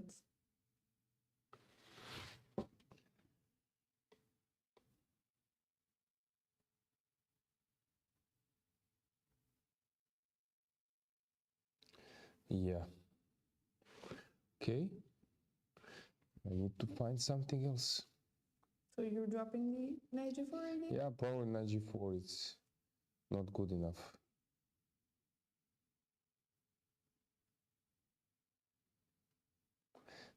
I was thinking about knight d6, but If I take everything? yeah, bishop The f7 is bishop the h7 point, at the yeah. end, then? But maybe here something like queen f6 or something holds. Yeah, not clear what will after knight b3 happen. If black plays knight b3, But what else could Bella be thinking about right now? Because we wanted to play knight b3 right away. What could be any other solution that she can play? not many. Yeah, okay, she's calculating. This rook d4 is not easy to place the rook, but Rook it's... before knight f6, no? No, knight b3, rook d4, maybe. She's okay. thinking that after knight b3, knight g4 is... A threat, yeah. Yeah, and now this rook d4 is not so easy to play, but it's when you noticed it, it's quite logical. Once it comes to mind. Yeah. Yeah. Then it seems like a very good way to counter, to parry the attack.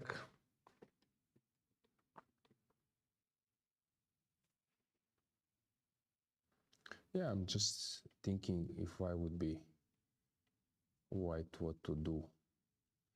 Okay, I can maybe try to lift my rook. Rook e1.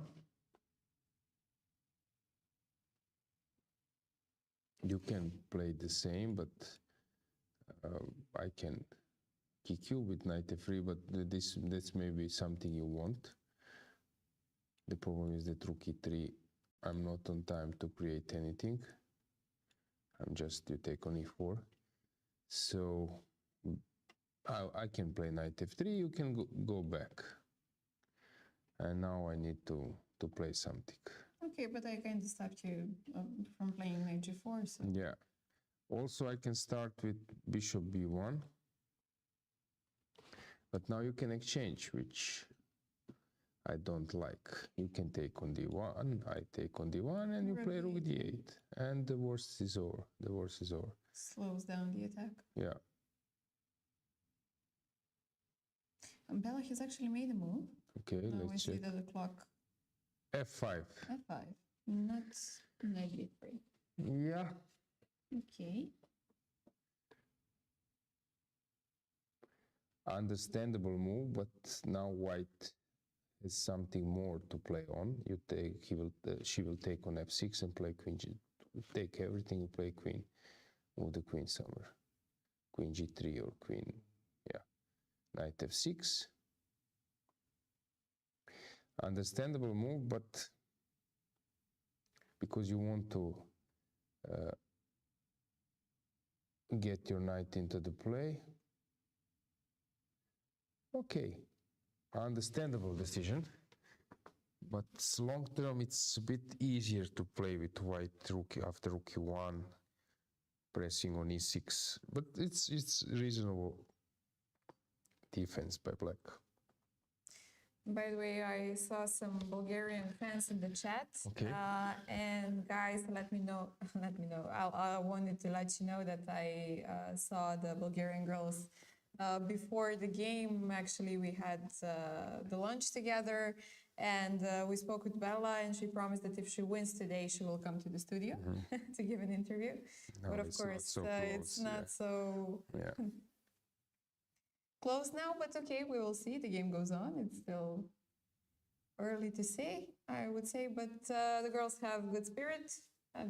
They were all on the brighter side, so just wanted to give you a inside update for the Bulgarian fans. Okay, now white is thinking. Probably taking an f6 is the option, but okay. White is now, yeah, similar like knight b3, rook d4, but different in details. Has something changed on top boards? a6, white is thinking. Lela Javakhishvili is having some advantage, I would say. Compensation for black, but advantage. Rakhmagulova, they're playing super slow game. Yeah. Beidulayeva, it looked horrible for white. Has it changed? Not much, but white is trying to hold.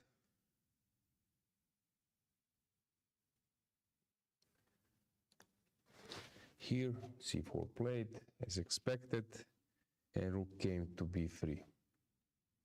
Okay. Flexible rooks. Yeah, From tough H to time. B, yeah. Tough time for white. Yeah, for black. This one was super solid. Not much has changed. Here we do have some excitement around. Yeah, if the bishop is here and the knight is here, then white would be much better. This way she need to maneuver a lot, yeah. What happened here? Let's check. Oh, knight h3. Okay. We have some action. Yeah, I don't know if this was missed. Maybe it's rook a3, because without rook a3, black would have like a great position, but rook came from other wing, and looks to me that just white is winning. Yeah, sometimes it's easy to forget that other half of the board, right? Yeah, piece can join.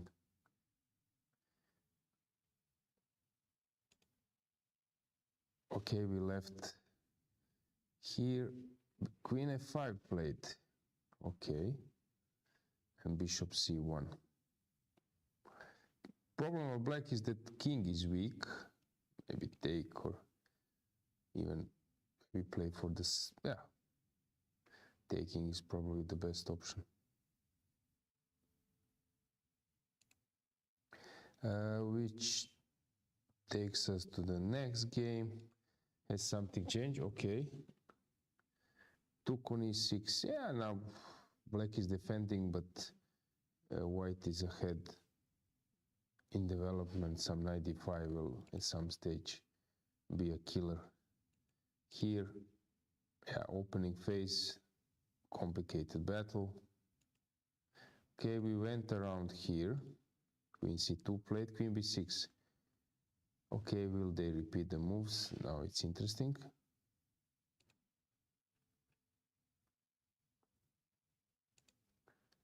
Okay, which game was the one to follow? Here we have a draw, and okay, let's check how Bodanov's game. Gaponenko against Megeladze. So e5. Okay, e5 was maybe missed. Yeah, it doesn't feel good now for black. So knight c7, maybe e5 was completely missed. Because it seems now that white is just much better. No, you're struggling, yeah. Maybe if I play some, What did you want to? I wanted to play some knight b5, but of course you just exchange and take on d6. It's not. Yeah, you not might good enough. need to play it, but knight b5, maybe even some knight d5 isn't a problem. I'm jumping here. Yeah. Bodana, she's playing against Mammadzada. I'm surprised how she's doing well. Again, I was thinking that she might slow a bit, but okay, the game goes on. She's a bit long time. Yeah, not easy to say. Any remarks? No, the last ones we've seen and commented.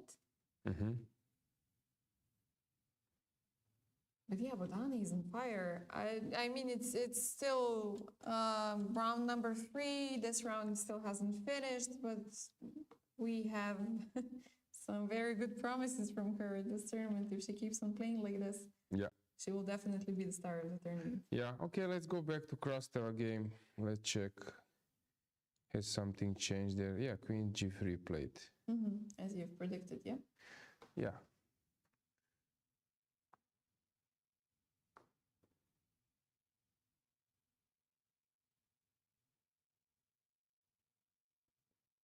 Why should be better?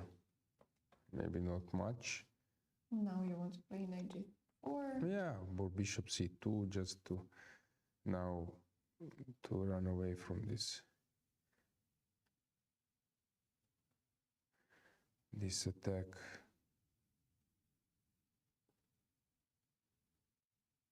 You never can take on b2 because of queen g6. That's an issue. Maybe if you play bishop e8 first, but it's very passive in order to be able to get my queen somewhere else. Knight b3 now, but is it too slow? Yeah, knight g4 is coming.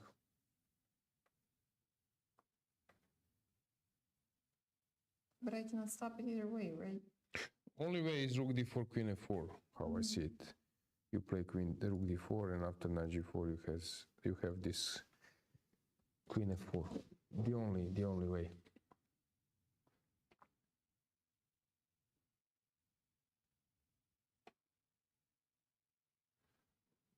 Yeah, complicated position. I'm eager to see the time trouble.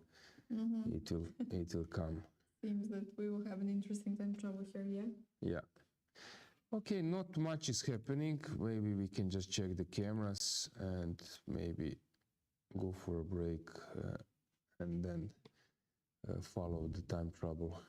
But let's check the cameras. Okay, people are sitting. Nobody walking around. Yeah, it's strange, but Most of the players approaching time trouble. situation. First board, some tension around.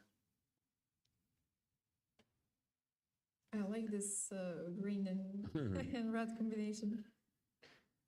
Next one.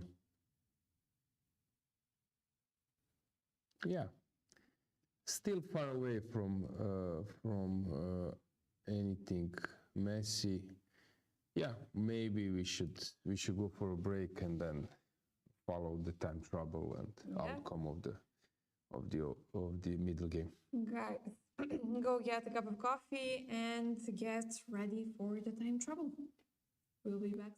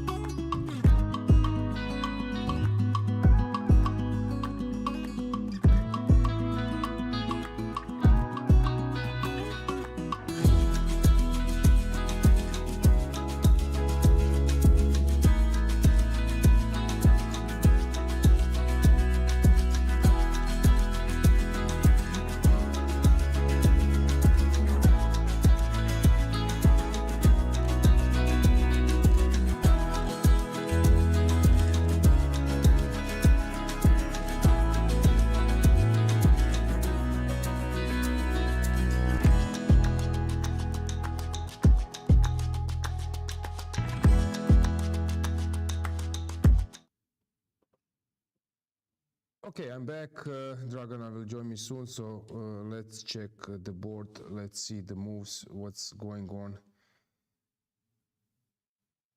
the first board. We can also have a camera there, so you can see that Yuliia and Claudia, they're still playing. Okay, very complicated position. Hard to evaluate. I would need to have some time also. If you are using engine will give you some infos, probably, yeah, different than, for example, we will have like confession room like they did in Scandinavia in Norway Classic, and the player were saying something about their opinion of the position. Are they happy or not? How they call this confession booth.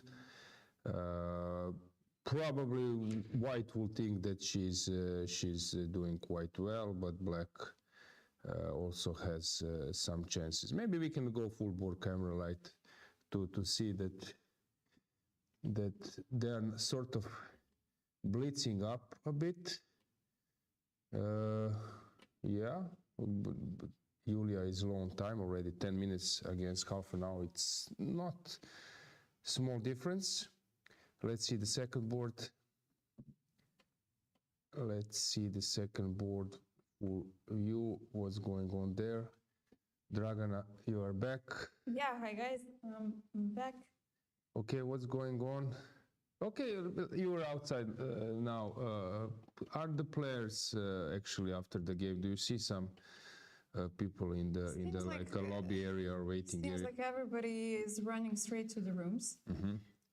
We do have a big area inside of the playing venue and then the playing area where it can accommodate a lot of people, but I didn't actually see any players. They seem to be running straight to the rooms, or maybe to get some fresh air, or wanting to use the rest of the day, actually not be around the playing hall. But I was inside of the playing hall as well. And the first thing that came to my mind once I entered the playing hall was how beautiful it must be to actually organize such an event. Because you have so much beauty at one place. Everybody seems to take care of their looks and everything, and it's a very nice picture, honestly, once you enter the playing hall. So I know that this is not the most important one. It might be important for the sponsors, or if you want to promote chess in general, somehow to make it look more official. But it was a thought that I had. Okay, great, cool, nice to hear that. Okay, we can see that the move was made also on the third board or the second board. In the game, Javakhishvili against Slivitska. Yeah, positions we will check. So let's start with the boards. Let's see what's going on. We have Claudia against Yuliia. White is enjoying this nice outpost on the d5, which basically, yeah, now completely dominates over the black position. What would you say, Dragana? Sometimes, yeah, we might need to think in more human way than consulting engine. Do you see some potential for black as well? It's a potential. So, okay, let's say good sides or something where black can hope for to exploit it in the future. Okay, well, I like my knight in e5, even though it's not anything that cannot be exchanged or something like that. Maybe I could... Okay, I didn't see a way to create any pressure over the E file. Maybe try to do something over the A file. Okay, let's put it different way. Let's let me ask you differently. How bad is this position? What do you think? Well, it's really hard to find anything to hold on to, so doesn't really look good. Okay, so let's go back. So when the things that started to deteriorate, okay, I can say that still it's unclear. It looks sort of normal. Probably this c5 is something Yuliia is regretting, but it's also understandable decision. I would maybe prefer to go with some d5, but c5 was also an option. This is big commitment. a6, opening the a file. She was hoping that that would yield her something. Yeah, this f5 combination. Yeah, at some stage d5 was needed. I think here slowly she just got into the best position. Moving around, but it's very passive. You cannot find a normal move. I think her concept was, I will play c5, and if something goes wrong, I will transfer my bishop. So I'm not locking my bishop forever. Okay, And basically, yeah, she did that, but in the meantime, white completely dominated over the d5 square. Actually, this f5 move was a big, I would say, a step forward for white, and a very good decision, showing that allowing black an outpost actually protects white from this pressure, and now you can enjoy, since bishop cannot come to e6 or c6, she can enjoy this d5 square. The knight looks good on e5, but doesn't really have any usage from there. Although this game, when you are watching on camera, watching live, it seems that it's a big tension. But later, if you analyze, for example, the game without following it live, it would be like just one-sided game, because it's just went wrong from the beginning. Not much will be said afterwards. Yeah. So Yuliia got a straightforward win yesterday, but now she's in a different shoes. She's just on the bad side. If you have to lose a game, it's better to lose it quickly or not? I mean, okay, it's never good to lose. It's never nice to lose a quick game because you feel terrible afterwards that you've done something terribly wrong, and like it's the first time you've played chess, at least for me, if I have such type of a game. But psychologically speaking, maybe you have more time to rest, and if it had to happen, maybe. Listen, it's also sort of like image and I would say PR problem, because you're building this image that you're strong, you are here to fight for the first place, you have rating, and suddenly, you get completely swept of the board, and it hurts a bit, because suddenly your image of unbreakable, it's not there. So I don't know, it hurts more than realistically, because people follow they have their own problems, and you can recover. So I think it's more like an inner battle than it's the real situation. So if you are able to recover, a good side for also it's good, and bad side is that immediately you have a new game, so you have a chance to recover, and every next game makes you forget the previous ones, but also you might not be prepared. You still might be emotional, which maybe can affect your next round play. I don't know, it's hard to say, but of course making some bad game, because if we would, let's say, evaluate, if this game ends up with a win for white, and then later we evaluate level of play, someone could say this is below 2000 level. So of course, but then you can say I mixed up something, and what to do, life goes on. I wouldn't criticize Yuliia too much. She went for this c5, somehow pieces got rearranged, and suddenly she got in a bad position. We all in our careers have experienced something similar. Yesterday she showed the class, playing really. This 95 was good. This sacrifice. So yeah, she has capacity for big things. She's a good player. So I don't think she should be too hard. She wouldn't be too hard to it's too hard to herself. So let's check. But still, the game goes on. Yeah, She's very long time. She's unhappy with the position. It's obvious, but still, White needs to find the way to break through. Second board, something has happened here. Okay, we left around here. Knight g5. Okay. So actually, Lela doesn't want to sit on her material. She wants to create some pressure. Okay, threatening bishop s6, avoiding that. Okay, very powerful play.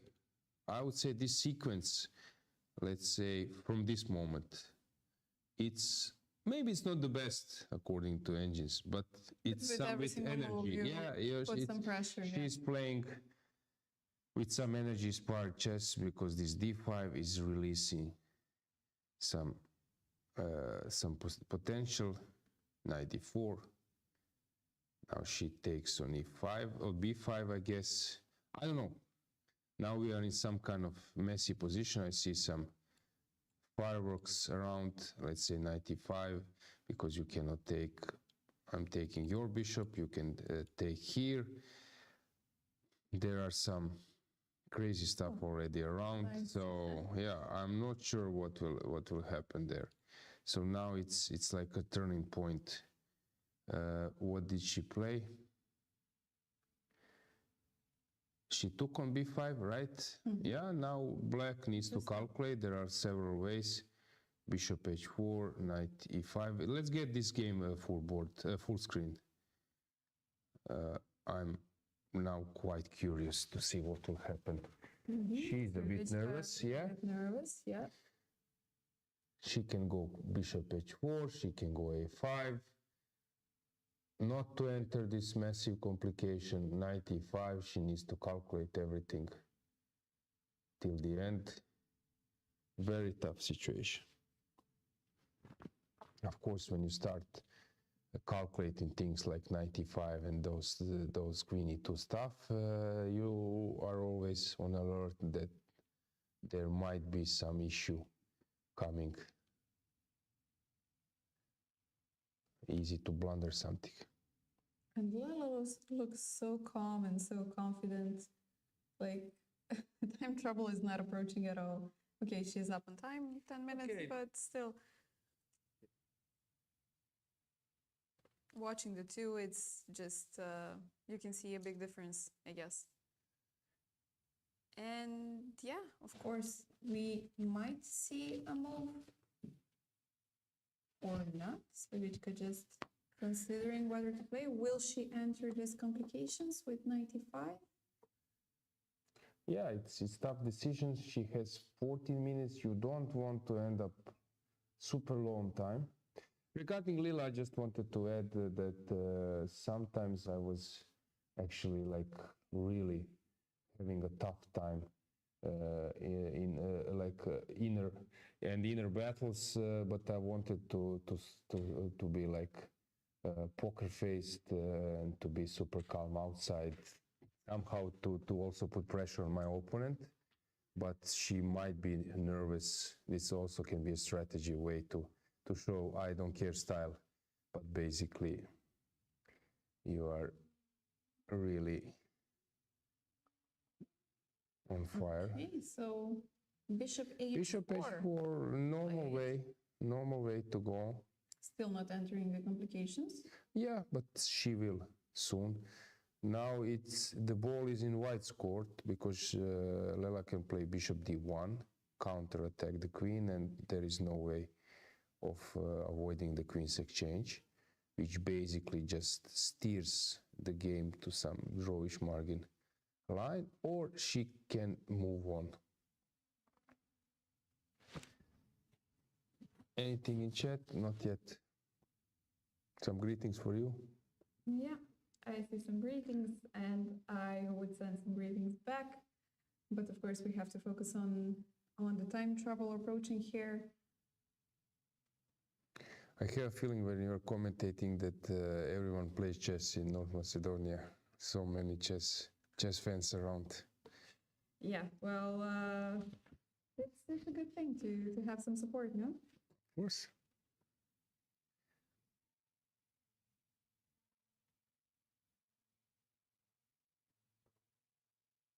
Okay, interesting moment. We might analyze a bit. So as I said, bishop d1, let's have a board. You can see the position now, guys. Bishop d1, if takes, but then bishop e5, and you don't want to play this. Of course, it's quite drawish, but it's not White's cup of tea. Queen h3 is the move you want to make, and then knight e5 will follow, bishop d5, and there are several ways to play. Now, additional motive is that the queen is in on h3 and actually x-raying there, but of course queen e2 is also possible again. I'm really curious what will happen, so I suggest that we stay with the camera there and to move the board around. Okay. No, this was a draw before. Okay. We have that one as well. Rakvangulo against Tushenina. Here it seems that White has improved her position, not much, but still Black is clearly in driving seat. But yeah, White is not under heavy attack any longer. Narva Mai, what's going on there? Still looks much better for White, but she's burning a lot of time. I don't know. It's hard to say. Here we suddenly have some improvement. It's not drawish as before. Some b4 is coming. It's obviously in White's favor. Sophie Millet made a draw. Let me see how. Okay.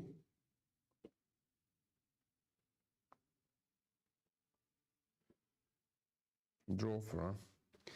And she call it a day. Okay. Because that. Yeah, I don't know, maybe. We have a move in Lela's game. It was queen h3, right? Yes. Okay. Queen h3 on the board. Yeah. Let's see how Olivia is doing. Yeah, this bishop suddenly become a headache. And actually Black is having great position. Patalieva against Krasta. What happened there? We were following this one closely. Rook d4, queen f4. Bravo. Yeah. Bravo. She has found the best way. Okay, still slightly better for White, but okay, no checkmates around. It seems the worst is over, yeah? Yeah. Okay, she regrouped well. Still White is putting some pressure, so she need to be precise. We will see, will she be able to hold this one? Where else we can go? Pauline is having this upgraded martial attack. I think this f4 doesn't help White. It seems that she is enjoying a great compensation. Here we left somewhere. Just it was winning. Of course, queen d5 was not played. So here, yeah, piece up. In the end, it was just winning for White. So congratulations for Marta. And Anna Marie against Bella. This queen against two rooks is still in progress, and okay, 2 pawns up. I think Bella is having a really tough time, but she is a strong fighter. She is, and when I wasn't playing full on the previous break, she was walking around, so Not saying that she was not nervous, but still, I guess, her way of dealing with some thoughts about the position. Yeah, Dinara. Okay, she's actually making a masterclass. Okay, rook e6. Rook e6, Nice. Bishop d6. Bravo. Great. Very, Wow, wanting to very take good e6, calculation. It's just Beautiful game, right? Yeah.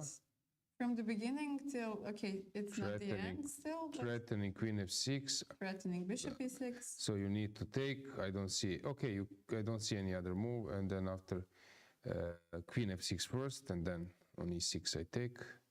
So where do you go? You need to go here. I can take with the bishop. You go back. I take. Maybe I can go Maybe back rook and rook e6, d6 immediately. Yeah, it's just curtains. Okay, nice win. It would be maybe nice to have her in the studio. Mm-hmm. Yeah. Maybe we can send out a word, yep. Then we have Elizaveta against Antoaneta. This is hard to evaluate. We will have a severe time trouble. Here, Monika somehow managed to get out of the problems.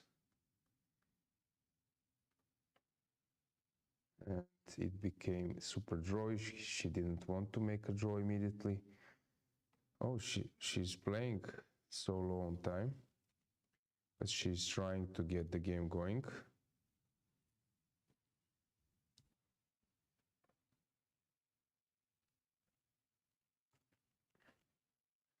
It seems that Ekaterina is outplaying her opponent.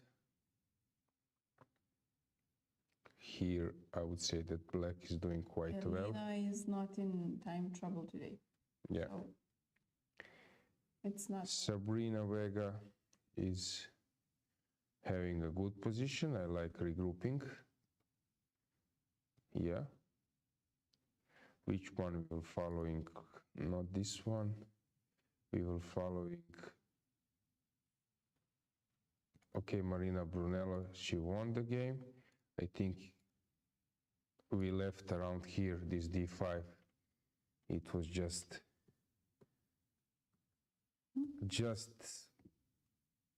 over, yeah, after the opening.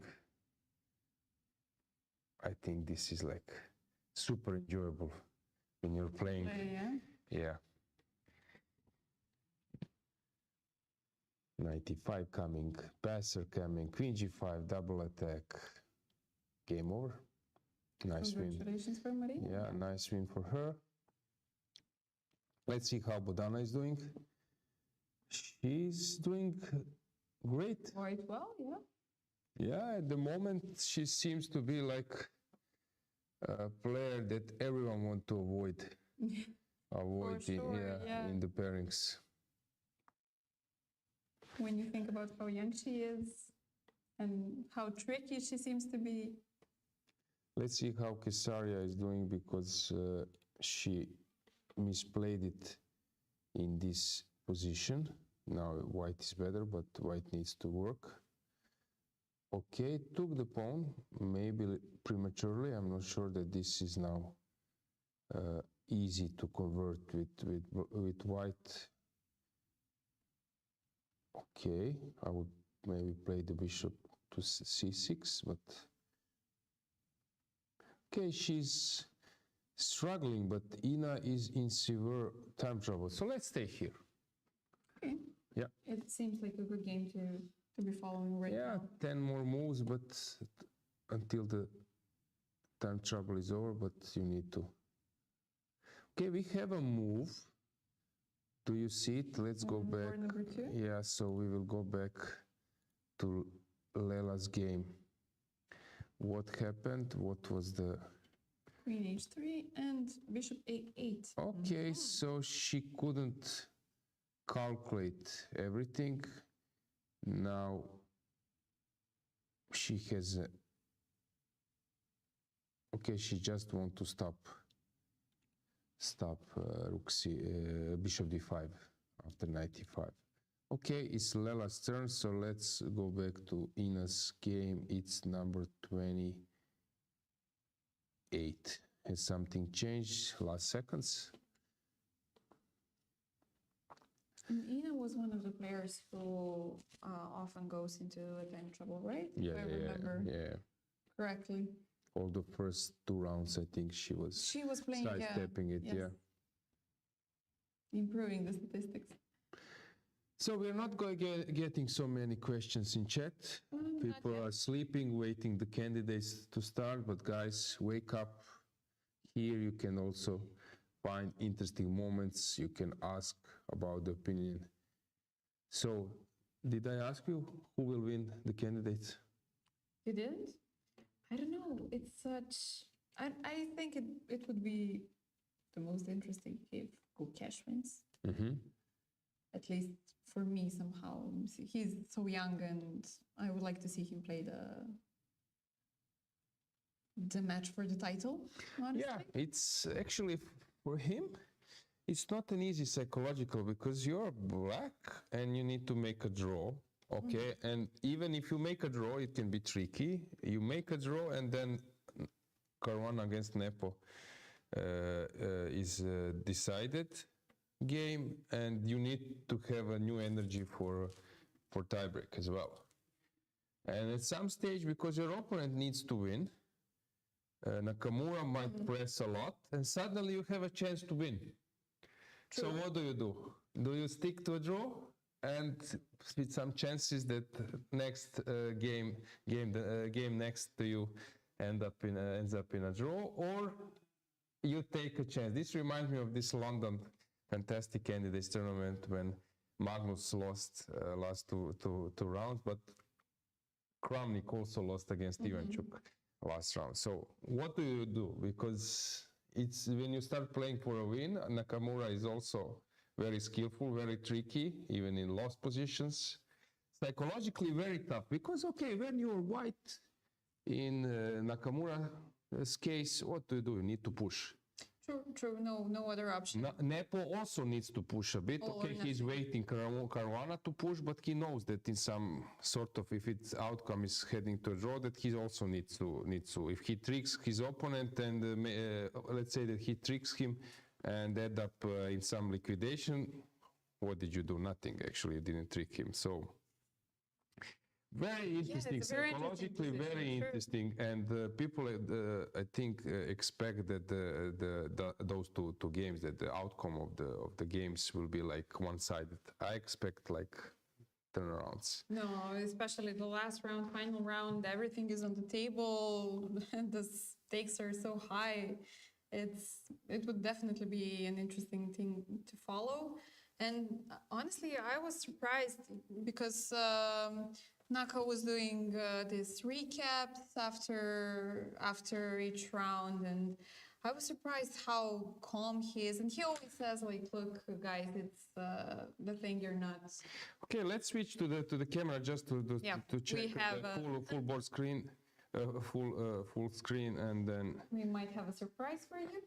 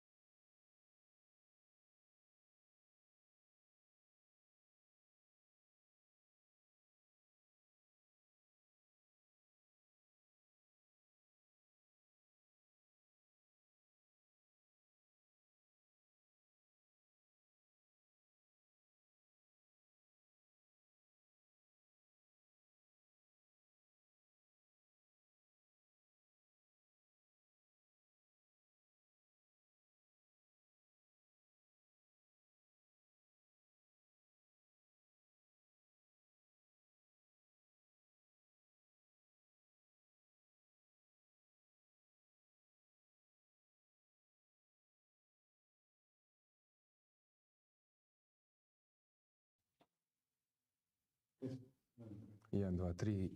You can say. Okay, so we are back. I have a guest, Dinara Wagner. Welcome and congratulations for Thank your you very much. I think you should, and you are very happy with the way how the game. Yeah, it was a really good game. I really liked it. I think everything went smoothly. Yeah. We were following the game because it was interesting out of the opening. So we can check it together. So let's get the board and see the moves. So you played d4. You can tell me when you were out of the book, or maybe something your opponent deviated. So b6, this is her main repertoire. This is her main opening. I expected that, so I prepared some small try here and there. After a3, it was also not a surprise for her because I played that many times, both in rapid blitz and classical games. I also played g3, so she had, I think, a bit more to prepare than I did. Okay. After bishop b7, knight c3, d5. Here there are many interesting moves for white. C d5 is the main move, and you opted for queen c2. Yeah, I saw that after bishop e7, there might be an idea to play cd5 here and to trick black a bit on the move order. And she decided to go for the most principal line, which is d takes c4. And here I was still in book. After e4, c5 looks also very logical. Bishop f4 was line I have prepared. And here after a6, long castle, b5 is the most principal way to go. I think long castle was not played, or it was played before? It might be a novelty. Good. I'm not so sure. My husband Dennis prepared this line for me. Yeah. We were mentioning this. Yeah, I want to check on the database whether it's his novelty or it has been played. It's natural move. You're familiar with that. Yeah. It's not like huge surprise for you, right? So you're. But I like the way how you play. You put pressure on an opponent, but still it's not easy because after the opening, it seems that everything is going your way, but you need to play strong moves afterwards, right? Yes, exactly. I forgot to check this natural move knight bd7. It could have been also after b5, d5, knight bd7. And here... b5, d5, this move order, right? Yeah. Okay. This was also possible. So I wasn't sure how I should go on. I thought g3, bishop h3 is quite nice because I immediately attack e6 square. Also, I was tempted to go somewhere d6 and prohibit black from developing. But in this case, I have an idea to play queen b6, long castle, and maybe eventually to break free. I was mentioning to viewers that basically there is no threat since on b4 you can even sacrifice, but it's not clear which useful move you want to make. h4, but it's what is next. This, as I mentioned, it's just better for white, and you will just crash through. But black will move on with queen b6 and so on. So it's not obvious which move is next. Exactly. I spent here like 40 minutes thinking whether I should play d6 or take on e6 immediately or something like g3. And in that, I think g3 was a very good decision because all my pieces are developed. I have a great position, and it's very hard for black to play here. I'm mentioning this together with Dragana that sometimes putting the position flexible till the end, it's very important because if you just take one direction, your opponent might get out of the problem. So this flexibility, g3, bishop h3 is the most flexible, I would say. Exactly. I decided to keep the pressure with d5 and e6, not to take on e6 too early because then maybe it will be easier for black to play. And in this case, she always have to think, should she take on d5, maybe somewhere. This way I stay flexible. Yeah, and it paid out. So after bishop e7, you took on e6. When did you saw the final motives, let's say, at which stage you noticed that this knight g5 and those things will happen till the end? Basically, when I played g3, my idea is to play bishop h3 and knight g5. I just didn't know in what move order to do it, whether I should first take on e6 and then play g3. But then I thought maybe there is an additional option for black to play b4 somewhere, and then queen gets c6 square. I saw that this way it's most precise, and now knight g5. Okay. Here it was possible for black to play e5, bishop e3, and then knight f8. But anyway, black's position is just so bad. I can play f4, and all my pieces are great Black's king is stuck in the center. Yeah, okay, so after knight g5, she played the... Yeah, very natural move. yeah. And here, This rook e1 came naturally because also Yes. e5 you want to make maybe immediately. Have you... here I was not sure whether I want to play e5 or knight d5 because both ideas look great, both open up all my files. But I thought rook f e1 must be the move because I bring another Yeah. piece to the game. Yeah, and also again flexibility, which makes your opponent life harder. Yeah. So here before h6, I didn't really know whether I will play knight e6, knight e6, knight e5 because there were so many good options.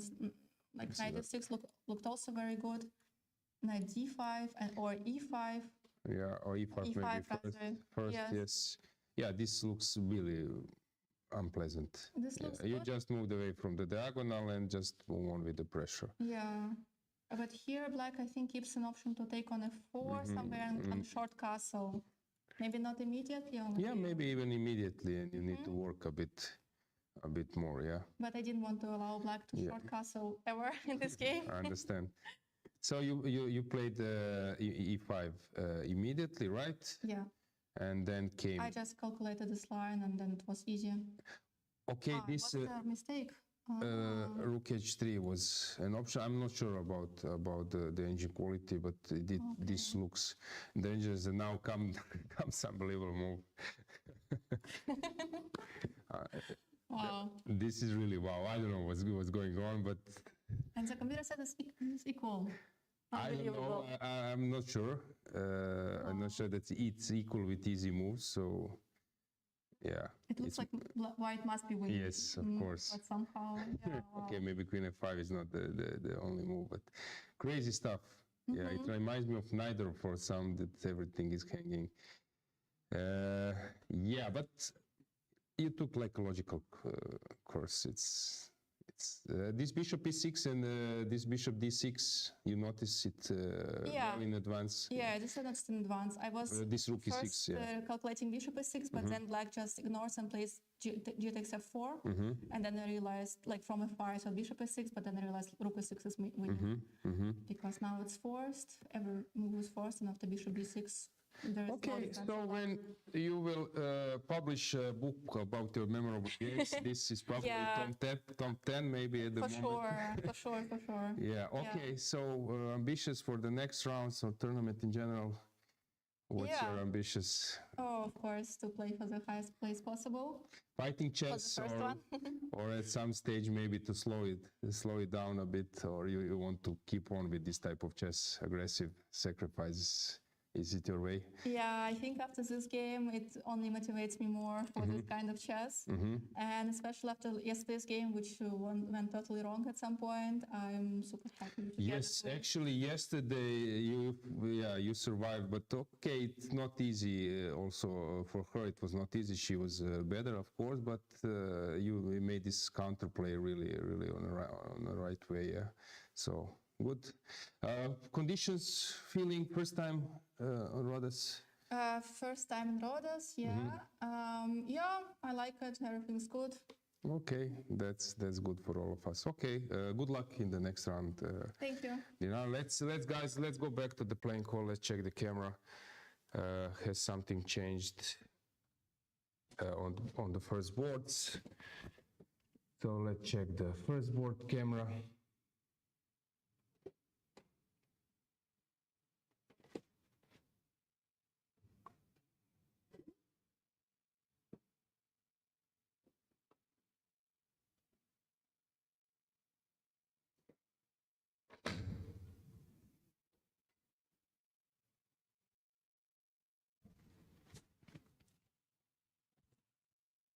Okay, so you see that things are really now on fire.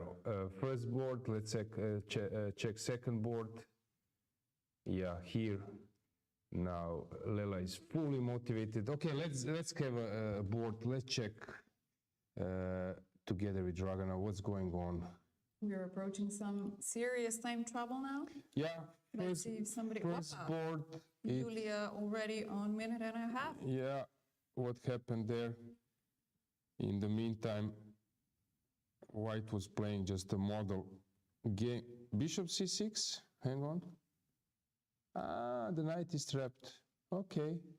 Cool way of putting a smile on some viewers' faces, but not solving. Edge work played.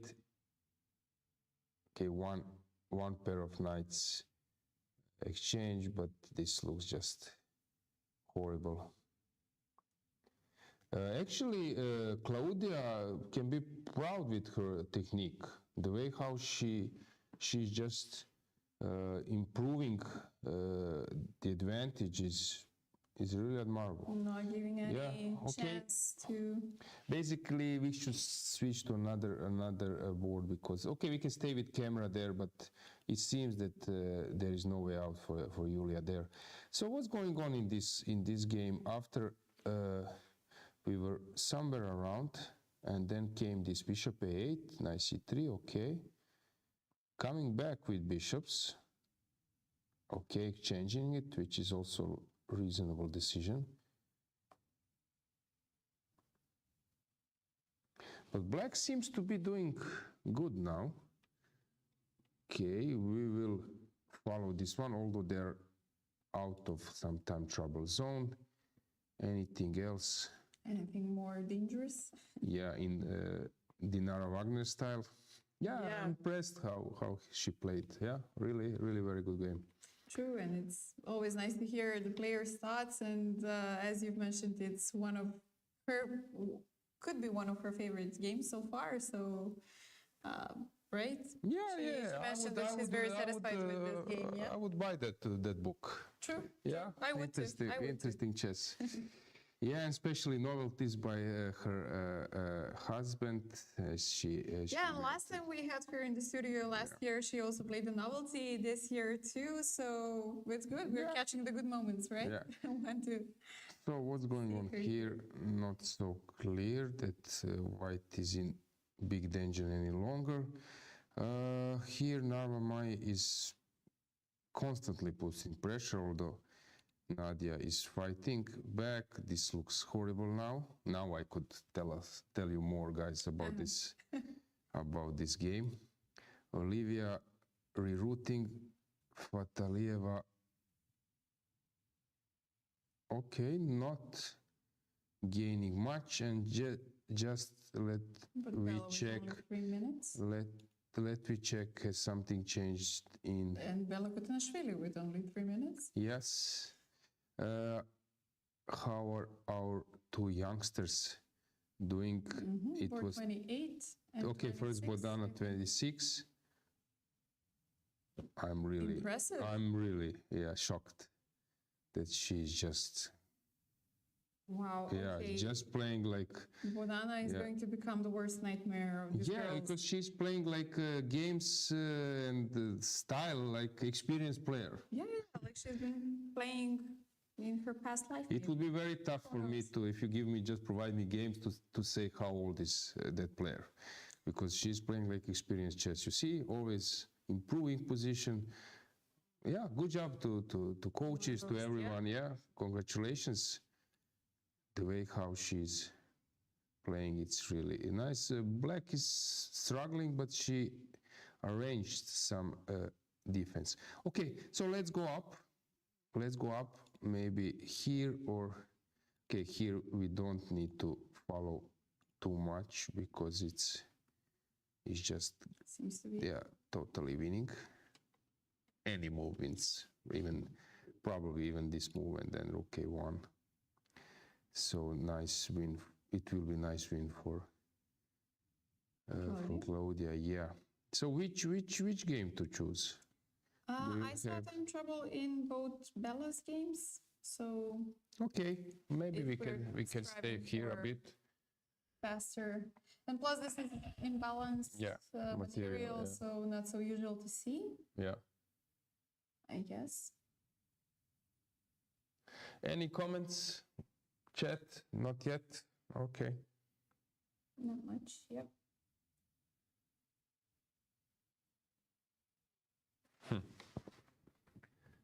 Rook e3.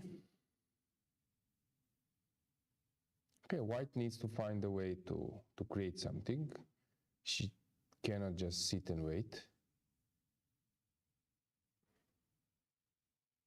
D5 or not? Probably not. 94, 96. Do we have time? Yeah, that's a reasonable alternative, but rook comes to e2, so probably this knight should stay there, since b2 is target. Whenever knight moves, d2 comes under, b2 comes under heavy attack. Then d5 seems like the I other don't option, see yeah? anything else.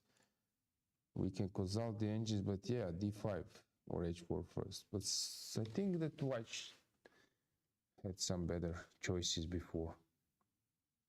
Time trouble approaching. Yeah, now she will think a bit. So this game might be stuck. Okay, if we go to other Bella's game. Bellaslava. We saw a slight change since the last. What happened? Wait, hang on. Which board is that? In the search. No, I will find it quickly. Well. Yeah, it's number 10. So 93 played. Yeah, I think the worst is over for black. I don't see how she will lose this one. Okay, so Bella managed to get out of the trouble. Game in whole was not so great, but the way how she fought was very good. Yeah, if she actually managed to get out of Yeah. the worst part of the game. So Class was shown. Now it's next step to keep it up till the end.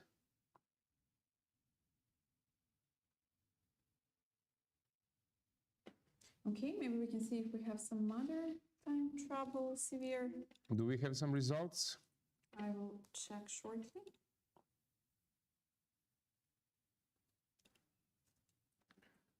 I think that we are close to resignation in Claudia against Yuliia.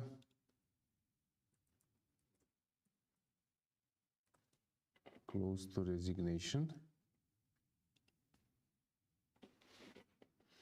Hang on, what happened here? Queen e4, knight e3.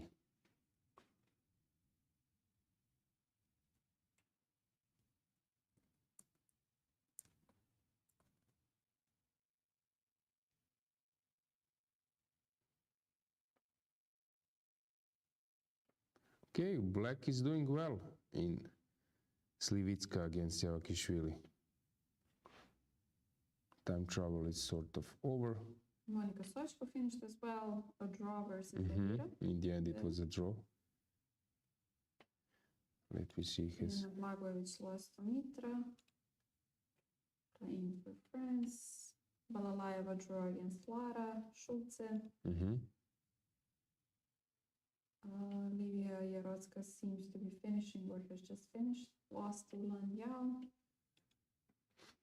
Brunella was mentioned that she's won. Salome Melia has won. Natalia Buksa as well. Alojzije winning as well versus Sylvia Kolas. One-time drunk. Rhodes seems to be losing. Yeah. Already lost. Against whom? Emma Volterova. This seems like a nightmare. A young girl? Let me check. Nightmare tournament.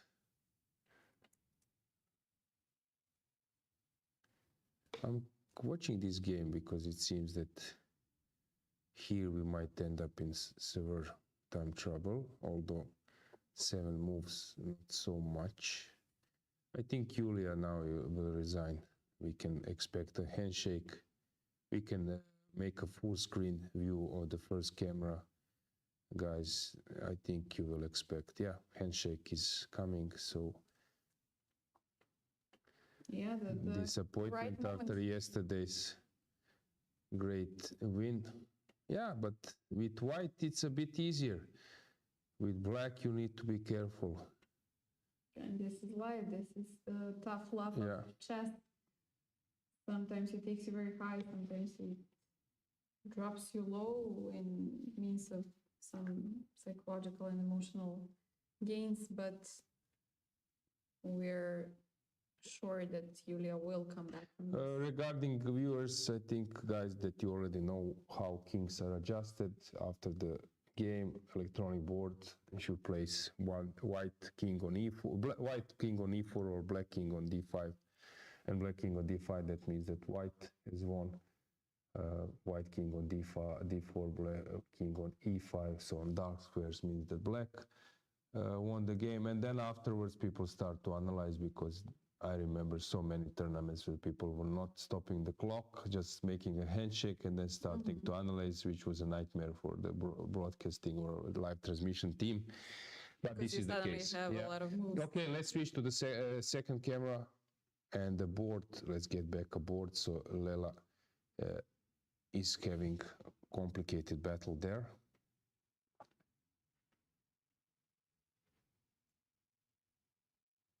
So let's check that board has something changed. Okay, unclear position, but only 3 moves away from the time trouble. We have some players already gaining additional half an hour.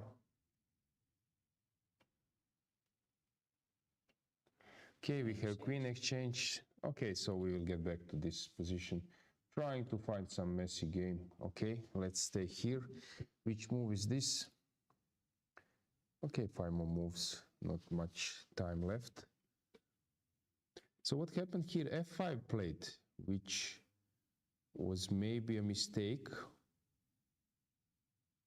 D5 was on the board as we mentioned. Yeah, but F5 only after. So D5 was postponed. H4 was a tricky move, and actually black reacted wrongly, because now king is weak. Queen D4, knight D5. But what do you play after H4? Okay, she should have wait a bit. I don't know, somehow. Bishop D2 maybe, or what. Okay, or A5, but it's not clear, not easy. F5 is also more reasonable option, but now white is pushing.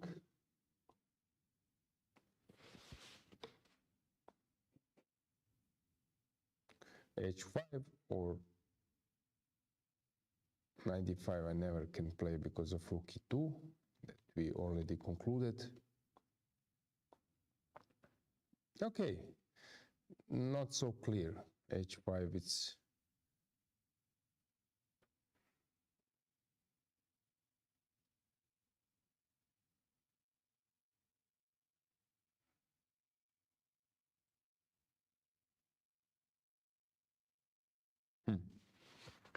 complicated position.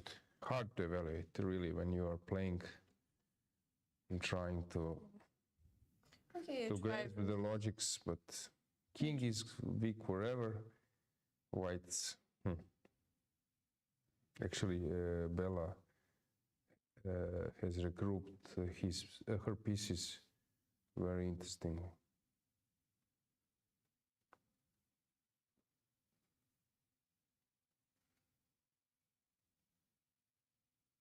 It's a very tricky position. It's if you do not move that knight from c3, it's very hard to actually make a threat with black. But suddenly you have some hard questions to answer. Yeah, white will always combine now some attack on king plus attack somewhere else.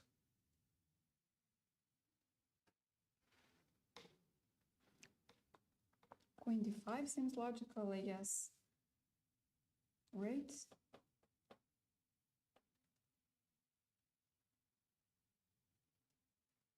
Yeah, queen d5. Any results in the meantime?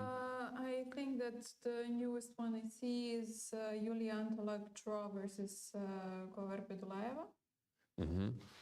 So this is a draw, and from the top boards, this is it, which we didn't know. Ekaterina Etalik won. I'm not sure if this is a new result or not, but the rest of them we've seen. Tiana Blagovic has just lost from Mitra, but I think I've mentioned this. So yeah, these are the top boards.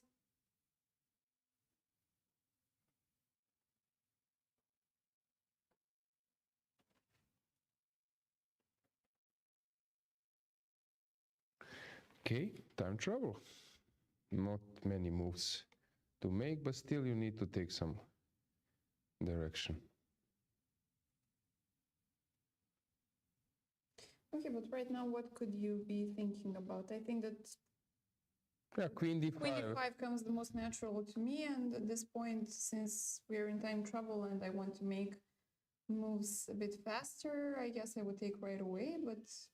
Unless there is a draw. Uh-huh. No, I'm We joking. don't have the, Yeah, the button. yeah. Okay, Queen D5 on the board. Because if you have an easy move, then you want to make it, right? To not spend much time in... But there are some players who are thinking of forced moves. Just thinking. Okay, double checking everything. No, just thinking about the next steps, next- but without going immediately there.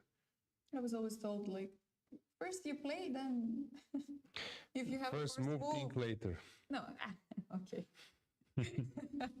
Not like that. That but was another advice you got, right? no. This C file exchange and Yeah. penetrate and checkmate.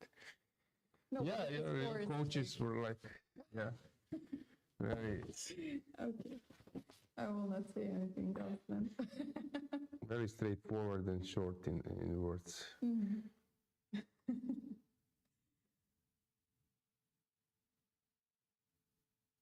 I don't know. Queen D5. Okay, now Black is having some tough choice to take on C3 or to maybe somehow to set up some blockade. 15 seconds left. Yeah. Bella needs to make a move. And this is move number 38. Okay, almost out of the time. Yeah, trouble, but anyway, still. two moves left, which is not... Maybe they will repeat one move. Okay, Queen takes B7. The problem for Black after Queen B7, and when you take on C5, there are Queen G3 tricks, and Queen B8, Queen G3, and Disconnected unprotected rooks piece. now, Yeah, and when you go King after Queen B8, King H7, then Rook A7, Queen A7 attacking two things. So this is something which is natural because you have the Queen, and basically you start calculating this time. You live for that, you know. Okay, but if we do not take on C5, then Then it's C6, over. C7, it's Yeah, over. then it's over. Yeah, you must take. Rook takes C5, and White has enough time to find a way. So what I see that like players like 2400, they're struggling against 2250, 2300 players. So the rating says that, okay, it's not a small margin, but in the game they're struggling. So either maybe wrong openings or something else. Okay, last move, Queen B8 will be played. She will spot that. I will be very surprised if opposite happens.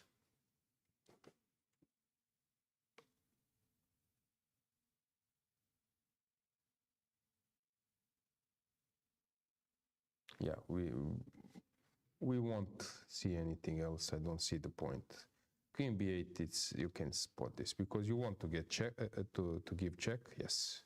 Okay, I think that's it for us. And now Bella will for sure spot King G7. That King G7 loses.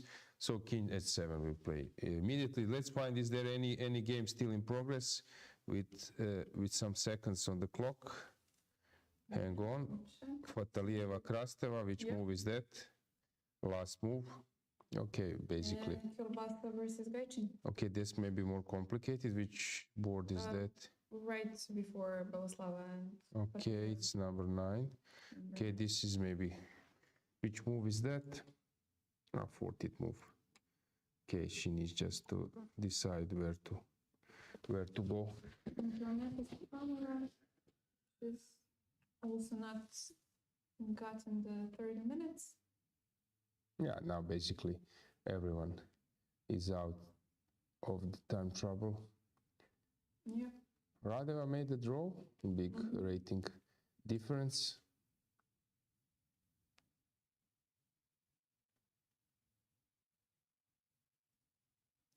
Zhukova, yeah, she's just winning. Yeah, okay, we don't need to follow time trouble, basically it's over. So let's summarize. So second board, what happened? So we went away around here. Yeah, it seems like a dead draw coming. It will be a draw. I would be very surprised. I think Lela is perfectly aware that draw is the outcome in this situation. We will stay with camera there, but draw is coming. This round, few more draws than before, right? Well, we have some tougher matchups. Now Narva Mai, she's completely winning, but yeah, she needs to work a bit more. This reminds me now of Nadia's yesterday game, because we will have, I guess, Bishop Versus Nadia. Knight once more, and it's winning for white, but still the game goes. Where else we didn't go? This is Natasha against Irina. White, of course, is completely dominating.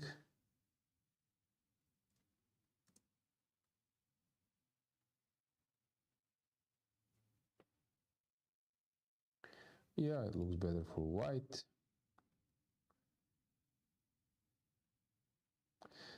Okay, Olivia now, she's putting pressure on white position, on black's position, but it seems to me that black is also more than fine. Defended passer, pressure on e3.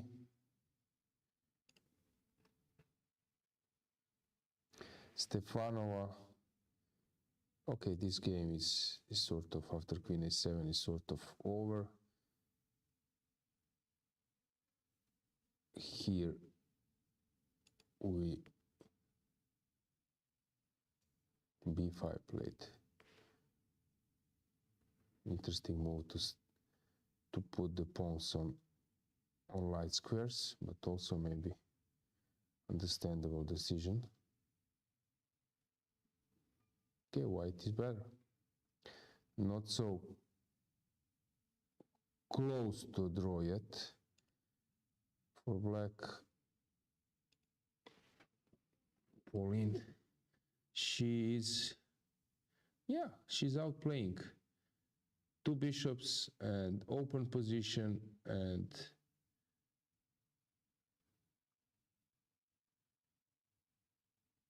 yeah, and open position, 2 bishop, better pawn structure. Looks better for black. How Ekaterina won her game. Let me check.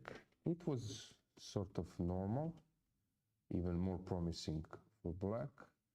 But black started to open the queen side, which actually backfired, since white was the one who starts exploiting that.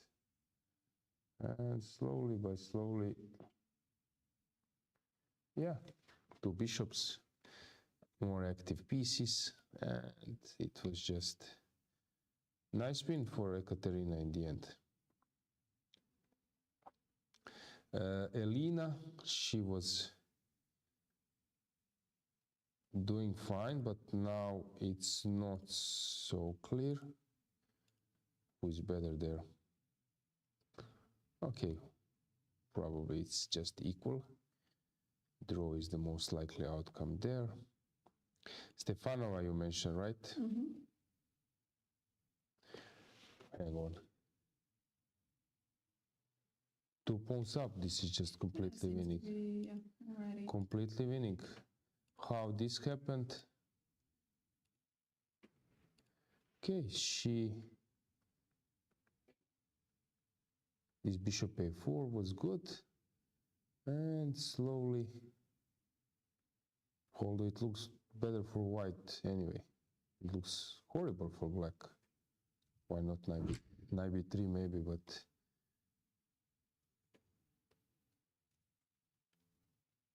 looks horrible for Antoaneta come out of this. yeah, but she's a strong fighter. She knows how to turn the tables. Yeah. a6, and suddenly And so one the pawn bishop and can second come pawn was inside, dropped. Yeah. Okay. Good for Antoaneta. Yeah. Tough for her opponent. And Diamant, she's much better.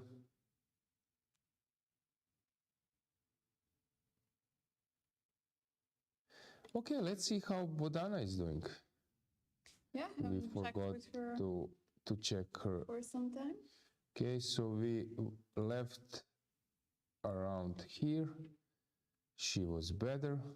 Here rook d4. Okay, probably she needs also some experience, some time to be able to convert better positions. Okay, she's slightly better, but actually draw is the most likely outcome. We will follow it. Which is still a great result. Yes, of course, but she was better. Actually, she was better in the first round than now. So Yeah. okay, Well, let's no see point how. where she was lost, I guess, yeah. Yeah, Jolanta is playing this type of positions. Slowly, it looks that black is perfect. Black is more than fine. How she won it? Really? Yeah. a6. She just, her opponent ended up in a checkmate. King No run. way out, yeah. You managed to hide on Yeah. d7. Yeah. Interesting final position. Where else we want to go? We want to check Kaponenko. Dead draw, huh? Yeah. Dead draw. So okay, good defense for her her opponent, Kesaria. Yeah. Okay, maybe camera. Let's check the camera on the second board and some other boards full screen, and we Other can. boards we do not Yeah, have. we have a Okay. draw. Second board has just finished and the draw, Yeah. yes. Since the time trouble is over, we might go for a break, and then we will follow last moments of the game, since player will now take some more time after the 40th move to recover. Yeah. Okay, guys, then you can go for a cup of coffee or a cup of tea, and stay tuned. We will be back soon Yeah, to see I you. think they will need coffee to follow these final moments of this round, and also to follow candidates, right? Sure, grab some coffee then.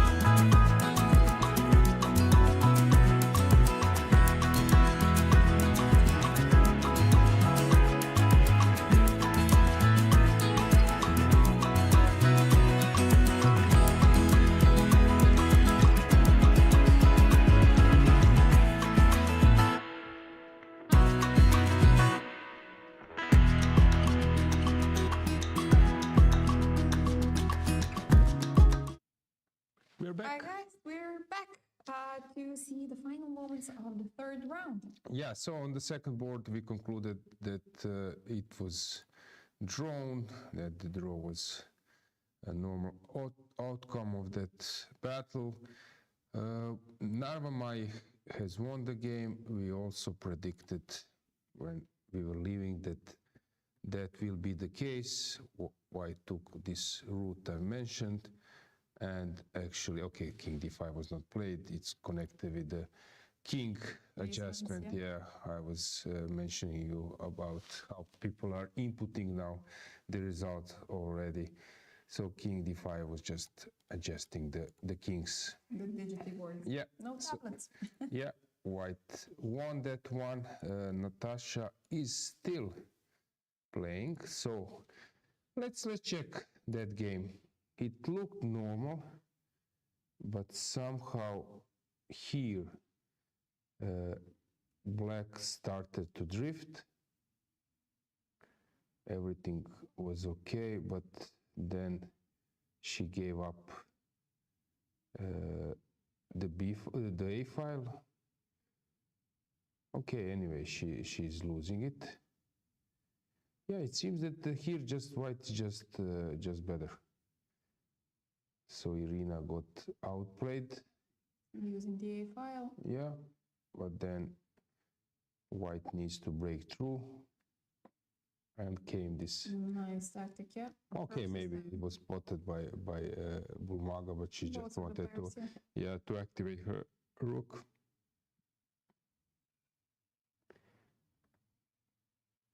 Yeah, white is completely dominating, but still she needs to finish her opponent off. E5, very interesting play, very good play by Natasha. So yeah, very good game from her side. Olivia has something changed there. So we left around here, 14th move, queen g4, and white is trying to penetrate over the edge, while of course black will try to call and to open up on the other wing. This game we will follow for sure. And I think we have one more left from the top 10 boards. Yeah. It's not yet finished. So here this b5 was maybe unnecessary play. Actually, it was maybe a blunder. So she just blundered king e3. She wanted to be active, but blundered the pawn. Now it's sort of desperation. Yeah, she's losing. So in the end, white will prevail. Yeah. White will prevail there. Pauline is squeezing. Yeah, black is better. Bella, she was completely lost. So queen f7, g3, precise play to prepare f4 and then to collect the edge. 5 pawns, she decided to abandon the defense. King is ready to march to b3. Okay, still some precision is needed. Clock is ticking. Another game. Now, wait, you have disconnected your rooks. Can I somehow, some queen f8 and some checks? I think the point is to play queen f8, and then when you move somewhere, maybe not to do. Oh, okay. e8 is protected, but now not to do anything, maybe that you will collect it. For example, I said I play like this, and if you take it, maybe now I'm winning it with check. So somewhere I will come and win that. So you always have to be careful so about this is my idea. So I don't need to protect it immediately. Maybe that's the case. Where else we go? Danielian, it was a draw. Sabrina Vega, she is much better, I guess, probably winning. We might stay here. Here, Diman is probably completely winning. Let me find Odana. She made a draw. Okay, good result. Fighting till the Bear Kings. Yeah, congratulations. What happened? Ah, Bodana made a draw. Yeah, Okay. fantastic. So far, fantastic yeah. play. Congratulations, Bodana. Yeah, someone mentioned in the chat that they are eager to see her in Olympiad in Hungary with that level of play. She's having very good chances She to is a enter good the team, candidate, yeah. And she might be, if she plays, she will probably be the youngest one over there. I don't know in the history of the Olympiad who was the youngest player.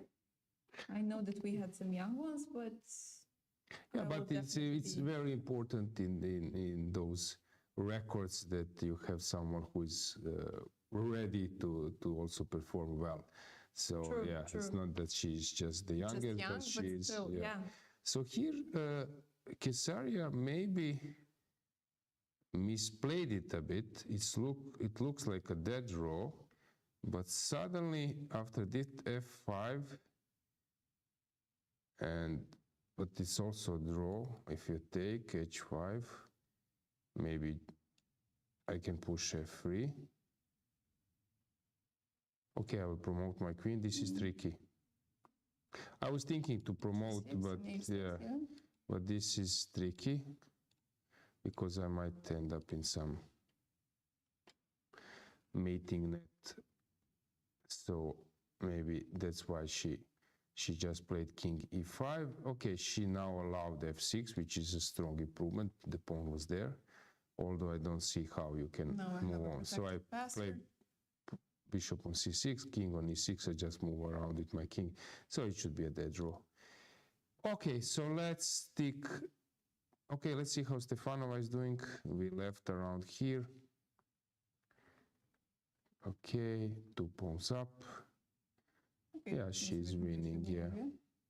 So anything happening?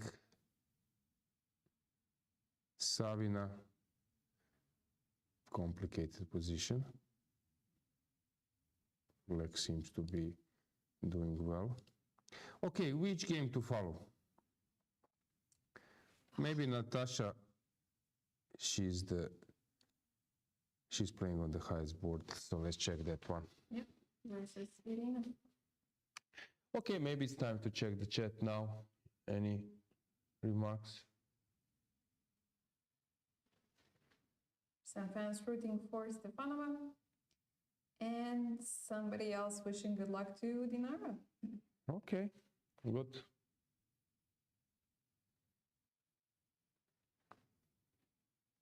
Okay, with this level of play, she's now, of course, showing some big ambitions. She can be a tough opponent for everyone, especially with white pieces. True.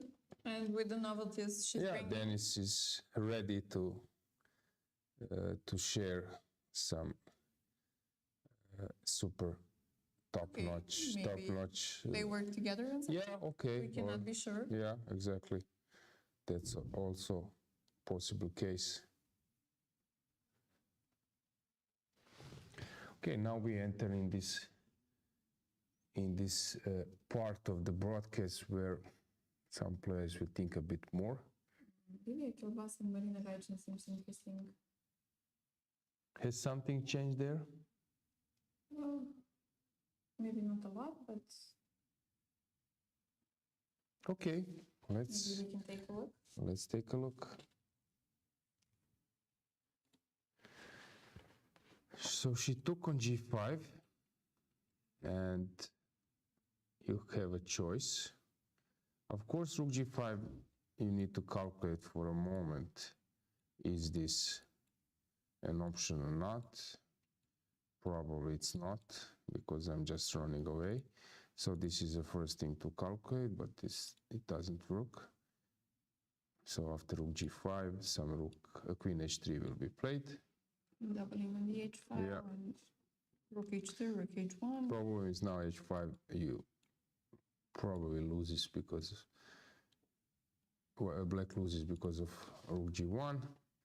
So you need to abandon the defense, and actually this can be also tricky for okay, not tricky for white. White can survive this one.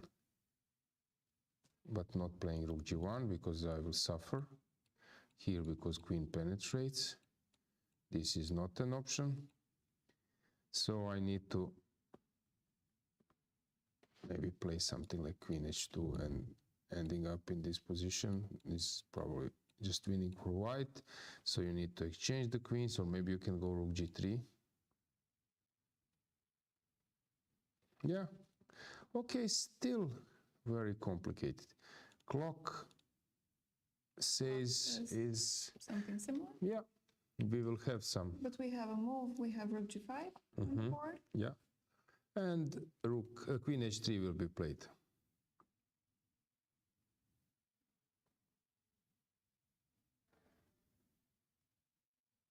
Yeah. Do you know Marina well? Yeah, she's a good friend of mine.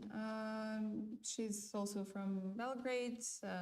I've mentioned this, that she's playing for the national team as well, that she has won an individual medal on the European Championship, team championship in 2017.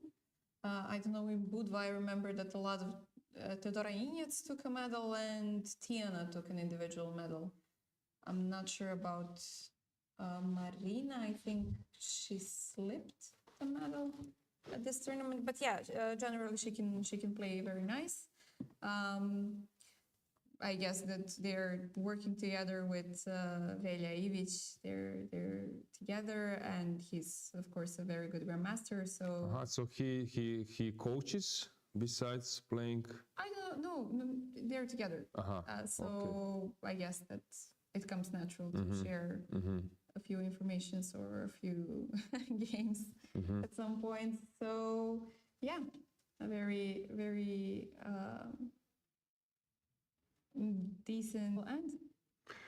Yeah, now it's more or less force queen h3 or queen h4. I don't know if we have a move, not yet, but I do expect queen h3 and then this rook g7 to be played. And yeah, it's still sharp enough that someone goes wrong. I'm not sure that this will end up in a draw. No comments in chat? Let me check. Okay.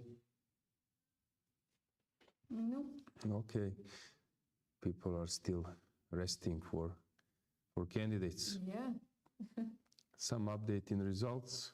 Some updating results. Let me check the first boards that we're following. No.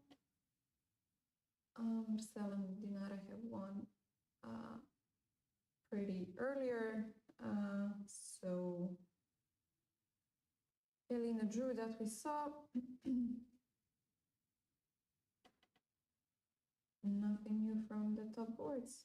Lela Javakhishvili has won. Yeah, these are, I think, results which we already. Yeah, I'm trying to see if we have something else. Lynn Roybers has lost finally, so tough start for her, unfortunately. Yeah, what I just noticed is that on top boards there are draws, but on some kind of not we have middle, a lot of decisive results in the middle of the tournament. More decisive results than draws. Maybe we can just take a look of Elena's game, what went wrong. Okay, we can. Which number is that? Do you know? I will let you know in a second. 37. Okay, let's check.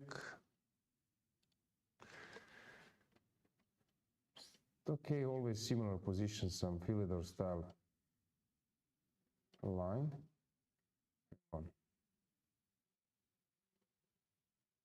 What's going on with this rook? What am I missing? Do you have 75 afterwards, or what's Ah, no, this is some wrong transmission. No, this was not played. this, yeah? No, before was not played. Because I just take, or am I going crazy? No, this is wrong. Yeah, it's not easy to follow. Then we are not sure that this is a regular game. Okay. So maybe we can touch Zhukova's game because you told me on a break that she did achieve a lot today. Yes, actually, guys, if you can imagine somebody that who's playing the European Championship is actually running marathons. Yeah. So this means that she's in a very good shape, and I admire that. To be honest, I've always admired people who can run at least some kilometers. I think she ran 5 kilometers. It was some Rhodes marathon today or something like that in the morning. And I guess that instead of her morning usual morning run, she took the marathon. So congratulations. That's really, we've mentioned a few times that it's very important for even for chess players to have good shape and good physical conditions in order to be able to concentrate better on the board. So this is really impressive. Yeah, for me. when I was coming to Rhodes, I was checking. I just Google events in Rhodes and marathon You came saw out. this marathon, yeah? Yeah, on today's date. So yeah, cool, really cool. And she's winning now, so Yeah, 5 definitely. kilometers is probably her ordinary, like jogging routine. Actually, that would be my choice. For 10, I would need to prepare a bit mentally. Five is like usual jogging routine for anyone who is running regularly. So yeah, nice warm up for the game. More than 5 kilometer, 10 or half marathon, then I think that would affect her more. If this information is correct, that she ran 5 kilometers. I think so. I think that I saw, I'm not 100% sure, but I think that I saw some information like that. So Yeah, I know many people running even before the games as some kind of jogging routine. I know that Predrag Nikolic was running, also some other grandmasters, so it's quite common these days. Where to go, what to check. So actually her position at the moment is that she's trying to break through, and he's close to succeed, but okay, black is putting some resistance.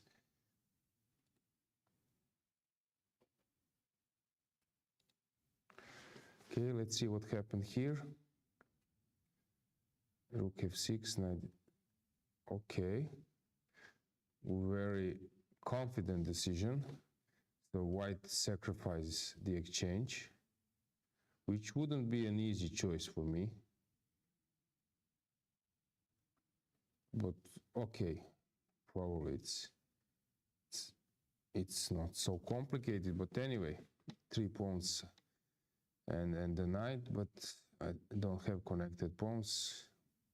That's some tactics, domination over the rook exists. but she's already on 1 minute. We do not have any increments, bigger increments after this. So hopefully she won't miss any tactics. Yeah, hopefully for her. Of course, for her opponent is trying to muddy the waters. So As much as possible, true. okay, still some precision is needed. And on the other hand, I see that Olivia is burning a lot of time. Natasha will come to perfect score, right? 3 out of 3, or? Let me see. I think so. Yeah. She's top 10. That game was top 10. So she will get a perfect score if she manages to win. And we will probably see her on top boards. Maybe see her on top boards tomorrow. with the live camera as well. Listen, this is not an easy technique.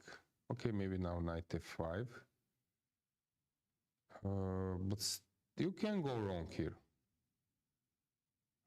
Because you can make a wrong step now. Okay, king in front of the pawn, king e8 will be played. I'm not sure that this is completely winning any longer. This is You think that this exchange was... I don't know, at this moment, let's say practically speaking, around here. Okay, she took, I'm not sure about here. I'm not sure that that playing e5 is necessary. Maybe some rook c6 and b6 just later, knight c4, and then she will need to move the knight. Okay, you take somewhere, h or f, and then knight c4 or knight f5, or let's say knight c4. Probably it's much easier to play rook's endgame.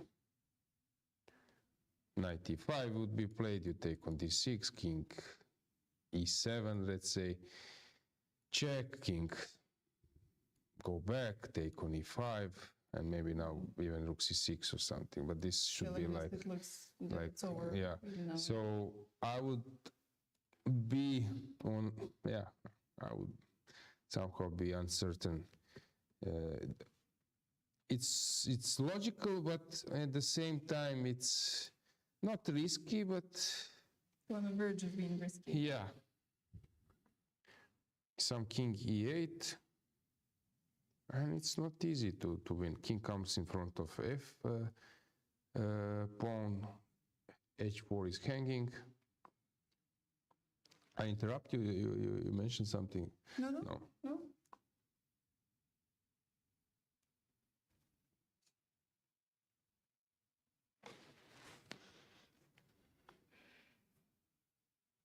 Olivia is down to 1 minute.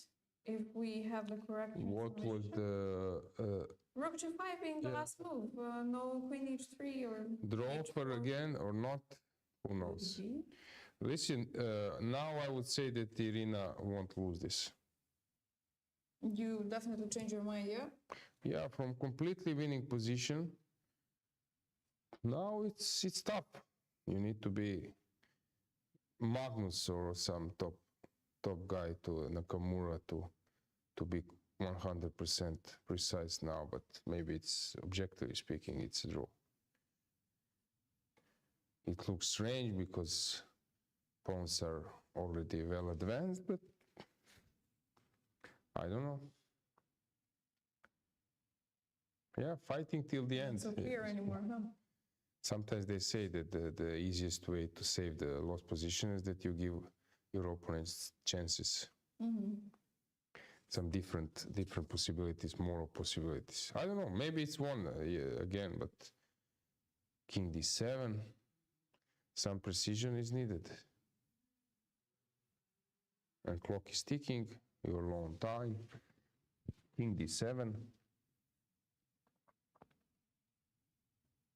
Only 1 minute on the clock puts pressure on you, as well as knowing that you had Yeah. much better position previously, and Exactly, you need to be Korchnoi to play the position without thinking what happened earlier. He could have do it. This was his trademark. He was just, when white-black, he doesn't care.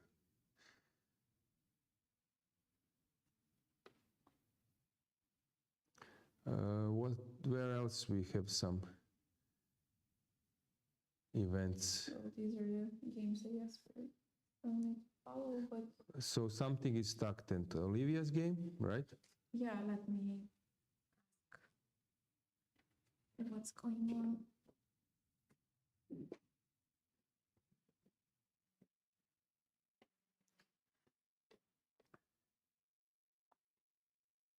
Maybe we can have a full screen, camera of the playing hall, just to see, can we notice something? So Olivia, Yeah, do you we're see her maybe? starting to see what's going on. Actually, I think that these are the two girls that are Yeah, closest to yeah. us. Yeah, Yeah, Olivia. I don't think actually, Yeah. I'm sure. Yeah. That's Olivia. That's Olivia playing with Marina, which means that the game is not over, but the transmission is stuck. Do we have a move there after rook g5? No. No. And they move on. So yeah, the transmission is stuck.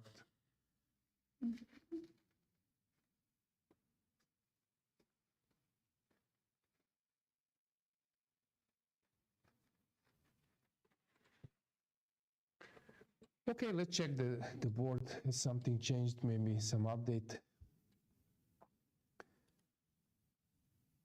So it's board number 9. Yes, we have moves now.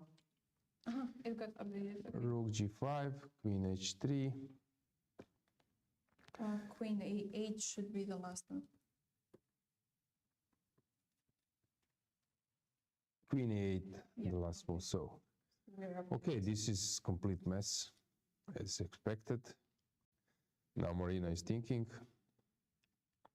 Let me check some other games. So here we are not sure, and white is very long time.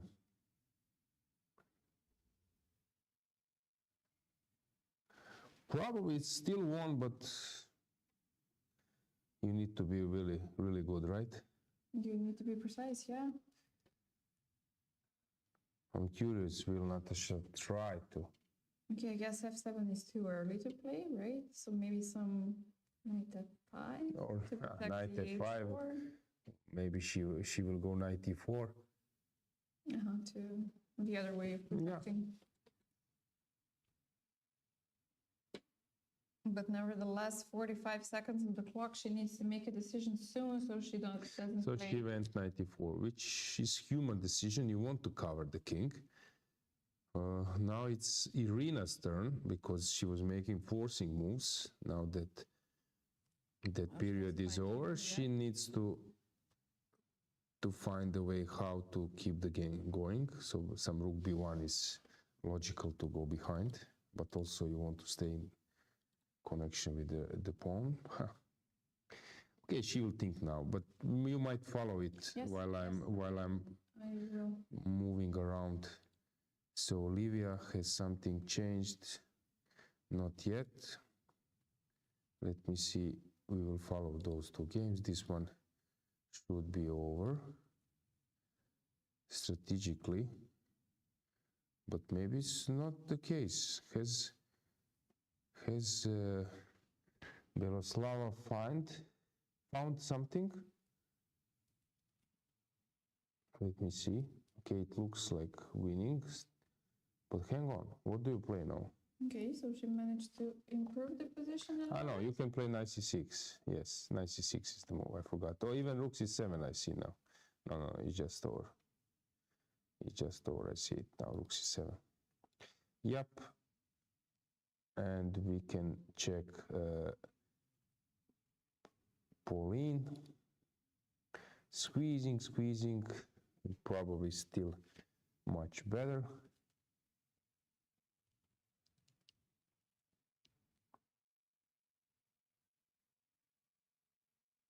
Where were we? We were following Bella Khotenashvili as well. What happened here? Has something changed? Okay, this is how the game went. f4, not protecting the knight. Okay, still somehow the game goes. And Stefanova, how is she doing? Yeah, she's just cruising towards the victory.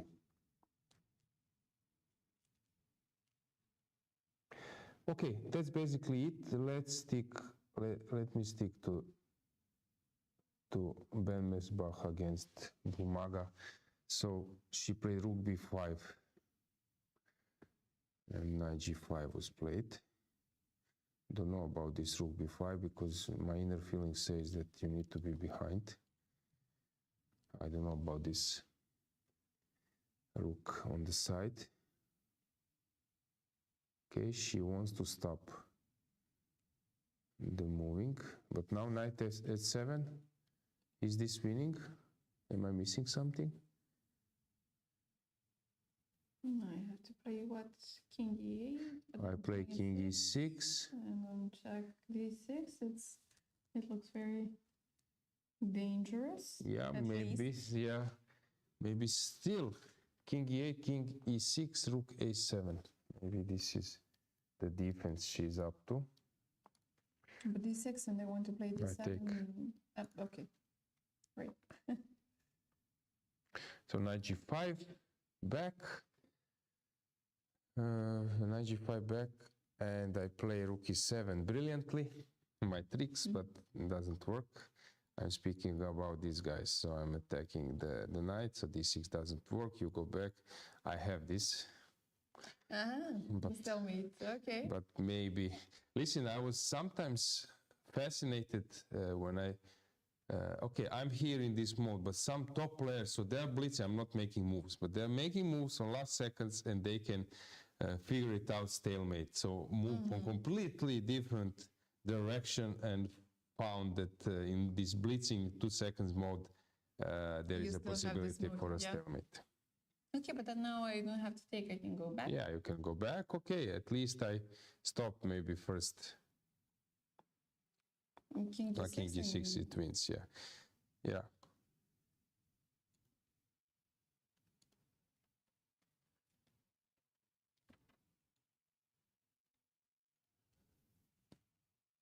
Yeah, it's just over, I think. Yeah.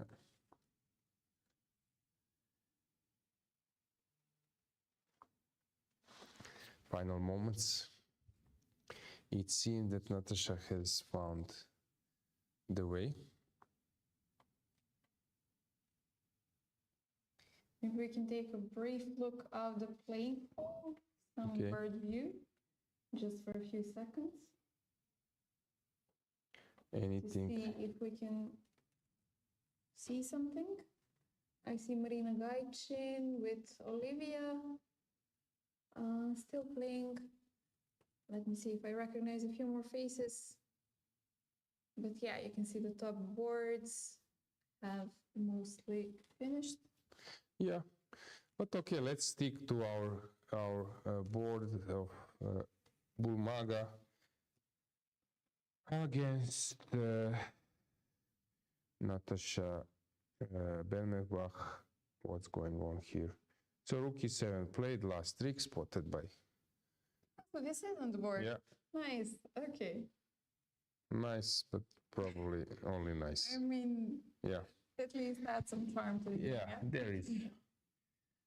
King f5, king comes to g6, and that's basically it. Yeah, at least we had this rook e7. You like it? Okay, it's like how do you say? Уточна награда. I cannot remember the word in English, but yeah. Okay. Okay, I can try to single translate so that we do not leave this untranslated.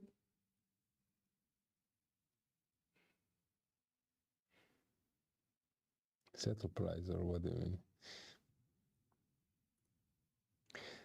Last laugh, or what? Something like that.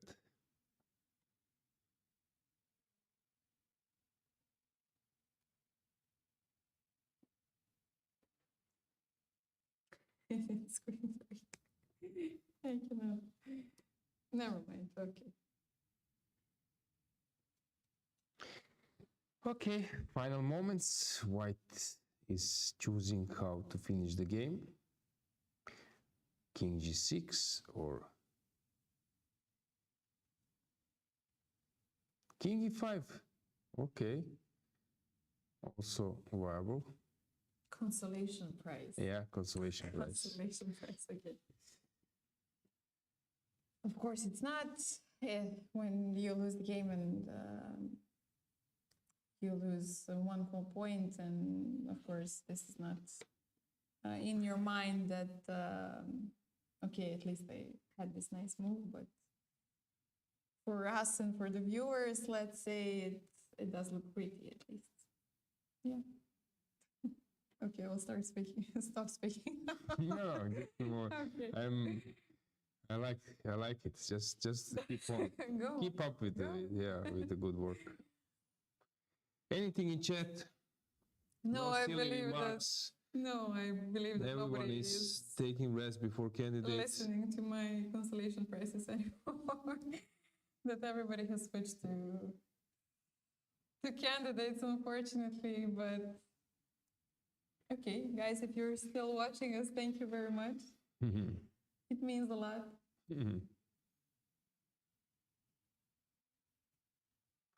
Okay, now F7 will be played.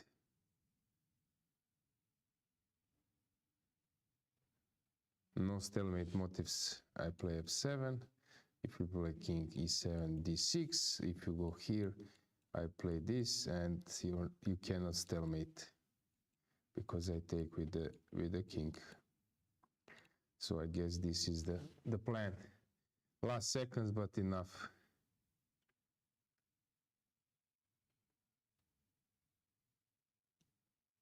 And we've got some interesting exchange in Olivia Kilbasa versus Marina Gaichin, but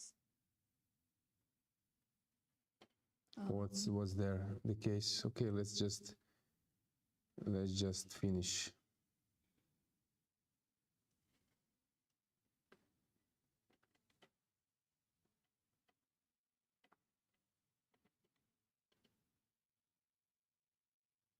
Let's just finish with this one, then we can move on. Yeah. I guess that Irina will not be thinking for long. Yeah, we have the situations when you're playing some not so serious tournaments, let's say, and you get an opponent who wants to punish you when they lose by not making a move for the rest of their game, which is completely absurd, but yeah, unfortunately happened to me a few times.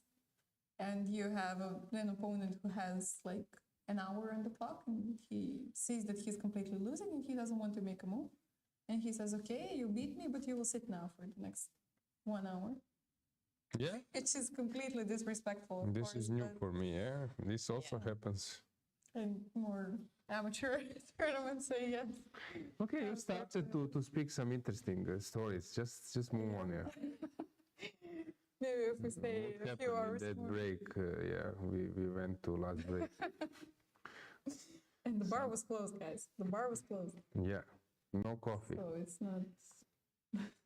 no more coffee. No yamas. This is first what you learn, guys, in Greece, to say yamas.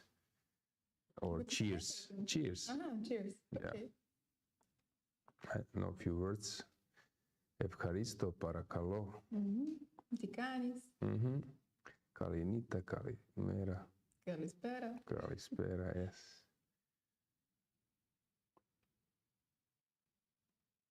Okay, we are waiting resignation. Maybe, I don't know where they play on camera, but I think that we don't see them.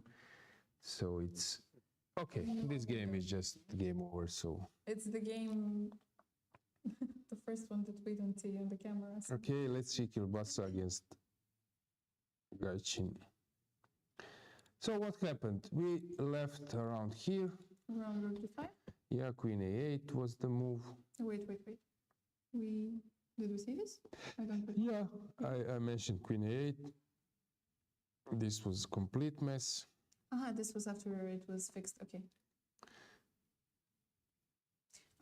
Queen g7. This is the way they transposed. Yeah, this King g6 is cool. You're just cutting the defense of your rooks, but you're attacking the queen against two rooks against the queen. But of course, black is not worse. Who is playing for a win? Maybe black. Honestly, I'm not sure. But Black I can have force a perpetual. Of course, black is playing on the true. for Have the this win. protected passer on c4, but Let me I just don't see briefly it. check before coming back. Has something changed here? Not Irina Bulmakova has finished. yes, We have as the expected. king on e4, so Irina has resigned.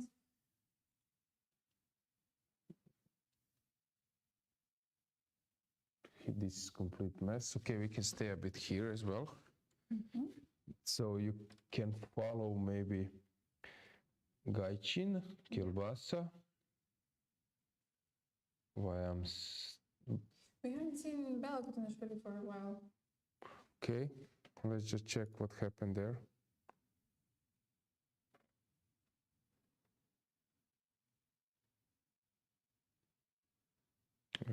She's here. No, I think that's stuck. We were there, but that's stuck, so we will avoid that one. So let's stay with either maybe Kielbasa is the best choice to make. Let's see. Okay, Kielbasa already on her last 30 seconds.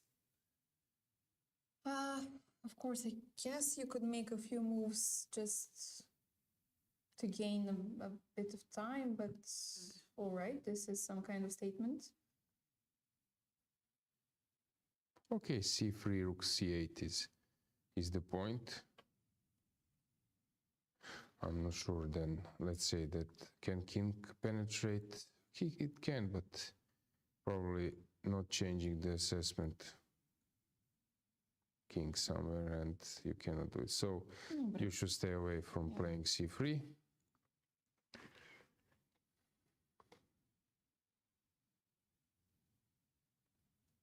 If you play king at f5 right away, then some check. Yeah, check and go back, yeah. No, obviously black is playing for a win, but actually I don't see any Queen motives. d2 maybe. Queen d2 possible, but rook a1. And now maybe I can play c3, but still seems a bit premature, but No, you can. like a motive, because now you don't have this rook c8, which is a threat right away. I think I spotted something, maybe I'm wrong. Queen d2, rook a1, you go c3, I give you check. You go up, I give you check. You go here, I play rook g5, you go down, I give you check, and probably there is no way for you I can play go back. And if you go, then you end up in a checkmate. So, but okay, maybe there is something similar. Queen a3 played. Okay, stopping counterplay over the a file.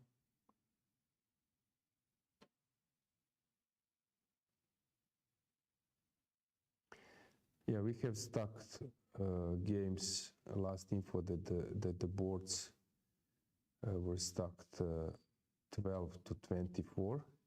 So Bella Khotenashvili, Stefanova, I don't know who else is playing behind them. Yeah, we got the info that there was some kind of electricity issue for a second, so it might have resetted some of the games. Famous electricity issue. I think that some of historians, viewers who like chess history will immediately recall. So electricity failure when lights turned off. Do you know maybe, Dragana, the most famous electricity failure? No, it was top level chess. Yeah, it was Fischer Petrosian.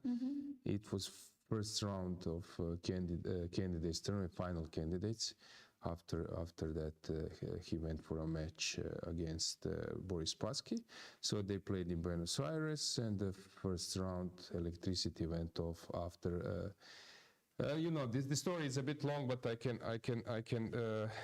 say it. Actually, I mentioned it a few times, but we might repeat while we're waiting. So there was an envelope Petrosian got from some Russian IM that Fischer played some line, because that was at that time very important that Russians, Soviets stop Western enemy and main opponent for a main actually guy who can take their crown. And he got an envelope with some analysis that Fischer was playing some Sicilian. It was, I think, Kalashnikov or this Labordone, and that there is a strong improvement. Some rook g8 and so on. And of course, Peterson was not taking this seriously, but at some stage he did. And he realized that analysis is correct and that black is there better. It was game Samtemanov against Fischer, but it was improved. At that time, there was no engines. So some people who had some time for analysis could find some interesting things. And first round, Petrosyan black and Bobby enters that line.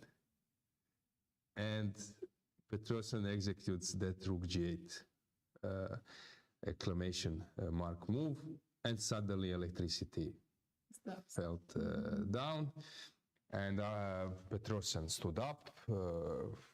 Arbiter, I don't know who was the arbiter at that time, came and said, Bobby, you need to stand up, you cannot think or something, we don't see the board, we need to recover the electricity. He said, no problem, turn on my clock. He was so impressed, shocked, uncertain about the opening that he didn't have patience to move away from the board. And he wanted just to move on. And the arbiter said, okay, and Fischer was sitting this was like a fabulous scene. Fischer is sitting in the dark and thinking about the position. And actually, Petrosyan was better, but misplayed it. Actually, I commented that game on Croatian national TV in my chess commentary, and misplayed it, and Fischer won that game. But whole story is important, and this whole story I love to connect with that candidates match is how it actually how they ended up in Argentina. Gligoric was at that time like mediator between Fischer and Petrosyan. There were two bids. Argentina and Yugoslavia. Gligoric was trying to be neutral, and there was a phone call with Gligoric as a mediator, intermediator, and Petrosyan wanted to play in Yugoslavia because it's similar time zone. Bobby wanted to go to Argentina, and at some stage they were trying to persuade each other, and there was famous sentence at some stage. Bobby says, but Tigran, steaks are good in Argentina, and Gligoric translates it steaks, but steaks for eating, that steaks are good in Argentina, and suddenly Petrosyan said, of course, steaks are good, big steaks, big meat, I love it as well, but what's important, we are playing chess. It's good, but it's not so important. But steaks are high, not that steaks are good for eating. Steaks, financial conditions were better in Argentina, and in the end they ended up. So famous electricity incident was Petrosyan against Fischer, and you can dig deeper about it, but this is one of my famous, one of the most interesting stories. While coming back, it seems that Marina has improved. Yeah, like, I mean, she collected opponent before, strong so now... fighting spirit. So around here, maybe what happened, rook c8 was not the right. Probably still rook a1, my idea is good enough. Same system. I think this just secures a draw. And this system, rook g5. Okay. But you also need to spot this rook g5. Yeah. Okay, now it's not so clear. Actually, king is wonderfully placed here. Some queen e4 will be played as and b4 right she away. did, and b4 just winning, but also she wants maybe to gain some time on clock. That this would be like a big upset. A big upset, yes, and good very job good for play Marina. for So she will be 3 out of 3, 3 out right? of 3, yeah. Okay, we might get her in studio and some points in this tournament, right? Yeah. I think I could arrange that, yeah. Nepotism on the highest level. No, this is because she's playing No, good. come on. She's playing good. Yeah. Okay, so anything in chat? Come on, guys. Let me see, but I believe, Candidate tournament is important, but yeah, also this They've left tournament. us. they've left us. Write something. Ask us question. Nah, nothing. Nothing. Okay. So tomorrow we expect a huge boom with comments after the After the candidates. candidate is over, you have enough time just to go to sleep after the candidate finishes, Yeah. to take a round of sleep, and then come back to the freshly. With some But fresh energy. also there might be an issue that we lose one more round because of tie breaks. Okay, yeah, we don't know Yeah, about the result. tie breaks will happen, then you will follow candidates one more day. Yeah, Then we are. women candidates is more or less decided, Yeah. but the open section will be very Yeah, Stanjoji, she's secure. She's Yeah, she secured. just needs half a point. She needs a draw to win. Okay, that's not. Not I think definite. even with. Okay, she's in tiebreak if she loses. Or I don't know what scenario, but I think Yeah, she's. the only one that can catch her is Lela Javakhishvili. Mhm. But either way, the crown stays in China. Yeah. Okay. Yeah. I was commentating candidates, women candidates last year or 2 years ago, maybe 2 years ago in Monaco, and it was matches, and she played against Muzichuk, I think, no, or Conero, trying to recall. I think Muzichuk. And we were in the same hotel, and some FIDE people like Secretary General Lukasz Turley, arbiters. I was doing commentary with Almira Skripchenko. Greetings to her. And actually, I met Lela G for the first time. Basically, we all were having dinners together, and she seemed really nice, open. She speaks English very well. So she made a nice impression there. Okay, some Queen H1. I think we will get on the board. Also, yeah, Queen H1 will be the move. So I'm quite curious to see it.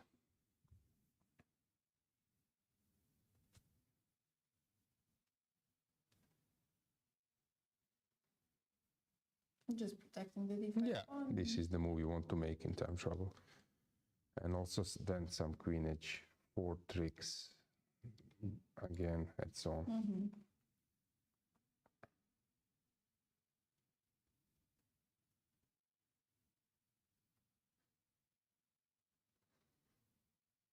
Olivia on the verge of defeat, and she has been in some good shape last year, but as we've mentioned, some slight drop in her level of play recently, but of course she can get back up. One loss does not mean much, I guess. C3. Okay, I do not care about the D5 pawn, and I just want to promote. But This doesn't feel right. No, this might be a huge blunder, because now I don't see how she will run away after F5 and Rook D8, for example. F5, King F7, I play Rook D8, I don't see how you run away. So this might be a crucial mistake. Crucial mistake. You see how chess... I think she made a blunder. Now I think it's a drawn game. Yeah, prediction, not easy to make prediction in chess. One move, Queen H1, I think, and that's it. Suddenly she what makes... is she afraid of after Queen H1? No, I think she didn't spot it. She just thought that this C3 wins, because Queen H1 is the move you want to make. We're just protecting D5 and everything comes Yeah, naturally afterwards. as we were mentioning this many times. We are sitting here, guys. We don't want to look like we are criticizing or Yeah, of course. yeah, this naturally in the heat of battle. So God knows how many mistakes I've made. yeah, before, and but she was playing for hours, so got tired. course, yeah. Get a chance to win against Olivia, which is huge thing. So it's understandable. Mistakes happen. Yeah, draw. That's it. Maybe you should be careful now also.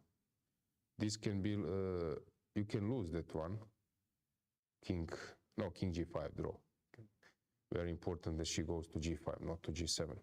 But what's the difference if it goes? Well, Rook D8. Maybe. Can I maybe, you play Queen D2, I go up. Can I somehow, no, I cannot, you have Queen G4, yeah. This just wins. It's a draw. But as we witnessed many times, it can change also. Ups and downs. Favorite speech of Rocky Balboa. I can change, you can change, everybody can change. So this position can change.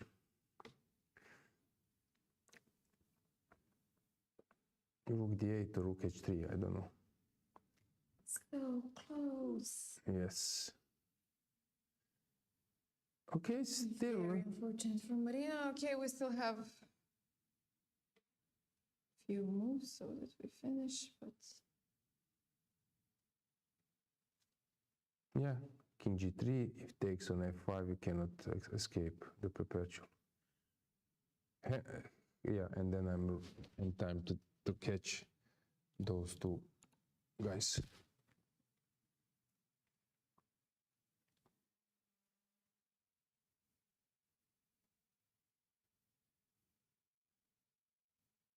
Yeah. No. Perpetual. yeah, a few more moves and probably curtains. No escape route for the Black King. Yeah, okay, you will update me, When the please, result is Dragana. final, So yeah. let's move on. Has something changed here? Not much. She's still fighting, but it looks that it's one-way street. Hang on. Pauline was playing fantastic game. She's losing now. Really? And suddenly the tables were turned. She didn't want to make a draw once, and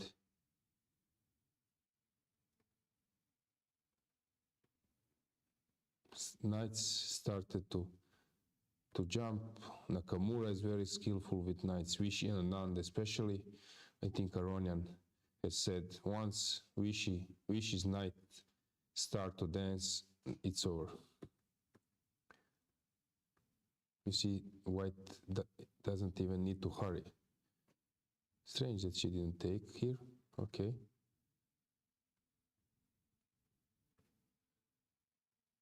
Yeah, it's over, but we will stay here for a while. And we have the first repetition in Marina's game. I mean, anyways, they will make a draw for sure.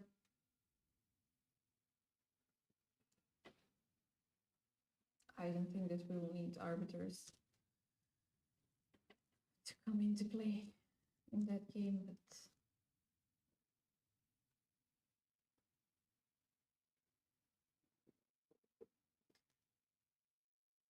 and Boguslava is losing if the game is not over as well.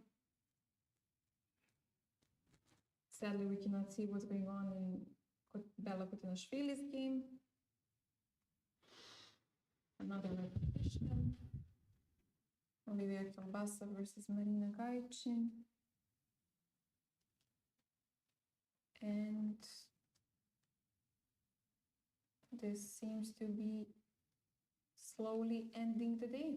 Yeah, and some boards are stuck, we will check them.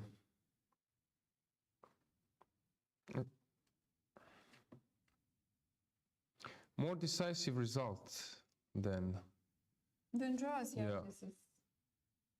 This is something to be admired, actually, that everybody is playing for. if I'm not mistaken, Petrovac, the numbers were also high. I think we were commentating. Yeah. That everybody is trying to get a full point. They're not holding back. They're playing a little bit more aggressive. So this is something to be admired for sure.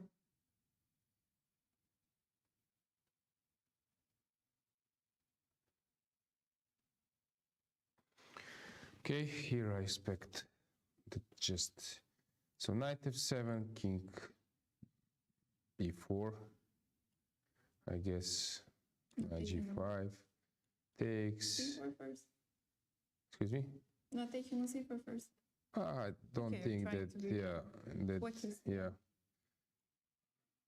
Yeah, and I can just push many ways. Maybe even g5. You Yeah. go. Knight d4, we cannot push, and that's it. Yeah, so it's not so complicated, but I understand that white wants to recheck. In the final moments. And this will be another upset Yeah. of the round, which is very Yeah, good job but from Martina. this happens. You're trying to squeeze water out of stone, and You were pushed at Yeah. some point. Knight b7, taking another route. yeah, it's also fine. But now she will probably needs to come back anyway. So it doesn't feel okay. Played on the last 3 seconds, which is also quite strange. If I'm not mistaken, Yuliia stood up. That's the game is over, right? Yeah, it's not updated on the live stream, but this means that the game was drawn. Yeah. And Beloslava has lost. We've just gotten the result. Fatalieva winning versus Beloslava Krsteva, which leaves us with Polingishard as the last game that we can be following, since the other ones are stuck due to the electricity switch at some point. And we have the last seconds of the last game, basically. So Bodana has drawn today, right? And Kesaria has drawn as well with Tina Kaponenko, so little girls playing. Very nice.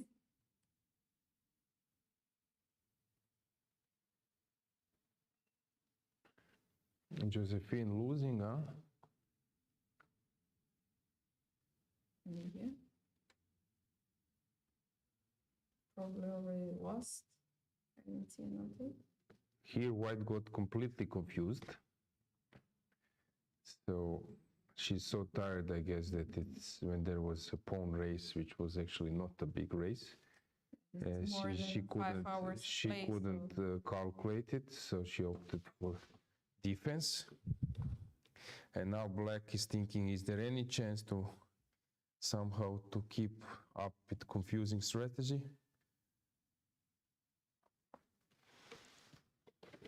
King b4 played.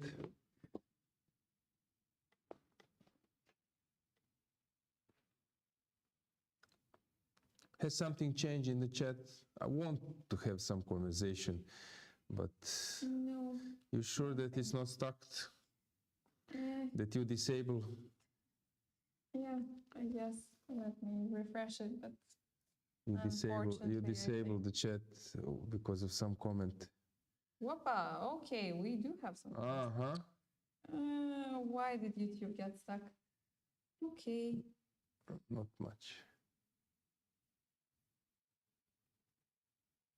Not much, because Somebody says, I know of a player who did not move on purpose to make another player lose the train. This is the This is the cruelest. Yeah. disrespect and The cruelest. the revenge. Yeah. Okay, you beat me, but now Yeah. you will suffer. The hard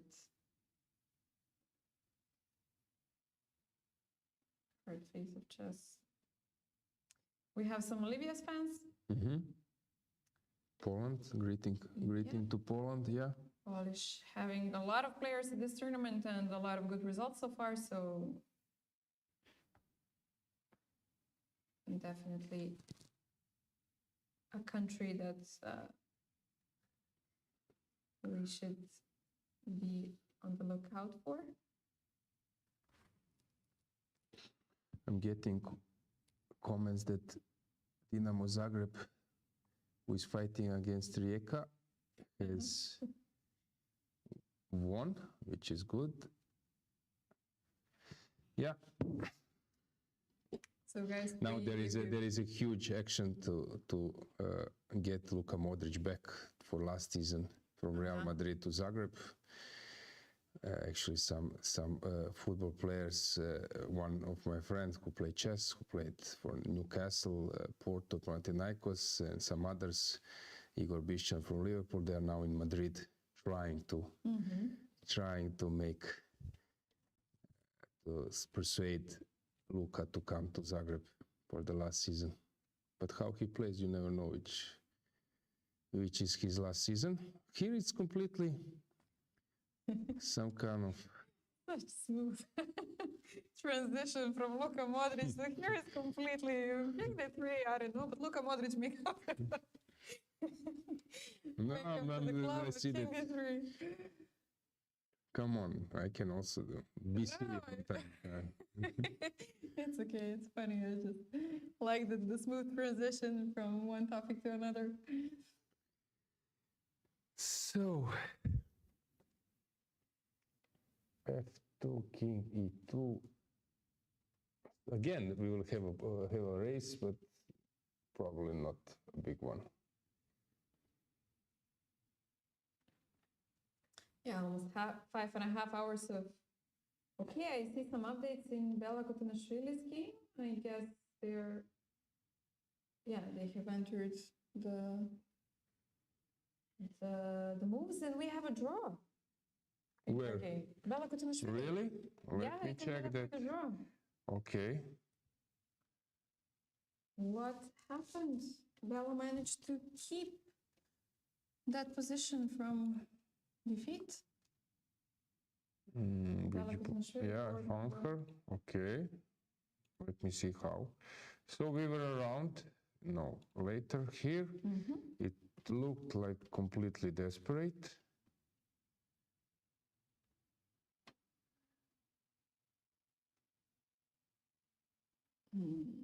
Rook g5. Do we have some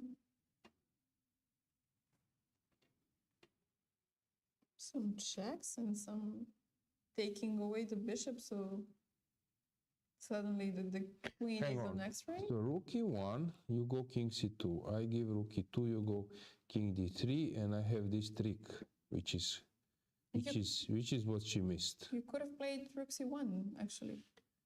Also, if you want to do Yeah, that, or and rook c- bishop b2. No, but I think it's more logical to cut the king this way, and then I have this check. So you cannot actually escape, but that was missed. But it's easy to miss it, and she took immediately and played king g6. Okay, still not. It should be won, but still it's not easy. Because now it's a race, and bishop usually it's fantastic in pawn race because it can defend and support. I'm not so surprised that she pulled this small miracle. Yeah, great for her. Tough for her opponent here. Has something changed? Paulina has. No, this is a draw. Resigned. Pauline has resigned. So. I don't know if we have Basically, updates. we are. Antoaneta lost. Hang on. Wait. Maybe Wait. it was around here. No, around here she was completely winning. Let's see what happened.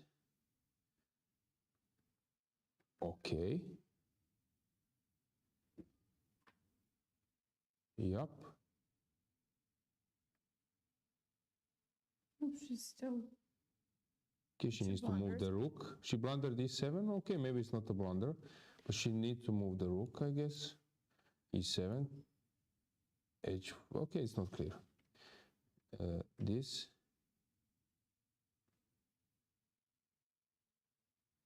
She didn't take. Okay, she was completely here already. Hang on. So it was, I would say, this position.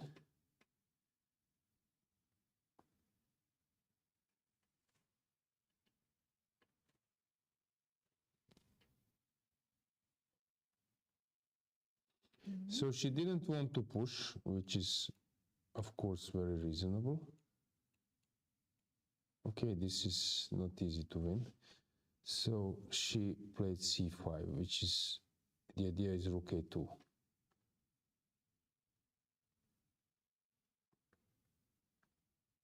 Okay, it's possible to lose this position. You can get wrong here. And I think she panicked a bit. And just, let me see till this moment, what was the clock? I don't see it, okay. Yeah, we have unfortunately info since it was stuck. Checkmate, checkmate threat. That was a blunder. We cannot push d2 because of king e6. Maybe she spotted everything till this moment, because now everything wins. I think she spotted this because now a2 or d2 wins, but she forgot about rook c6. Yeah, and suddenly she's lost. Oof. Painful loss. Really, chess can be a cruel game. Oof. But also, we need to praise opponents who are fighting till the end. Of course. So congratulations for the. So you said that here, this one goes. This is the last game to follow. So let's check. Let's check what's going on here. So it seems that black is completely winning. At some stage, yes. Is this game still on? Because I don't, it's stuck. I don't know, let me ask. Which board number is this? This 21.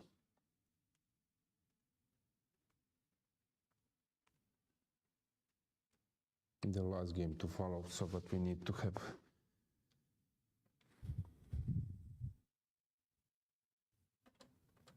Okay, we'll have information right away, I guess. No, it's over. Who won? Probably black. Finished. Most probably black, but let's check.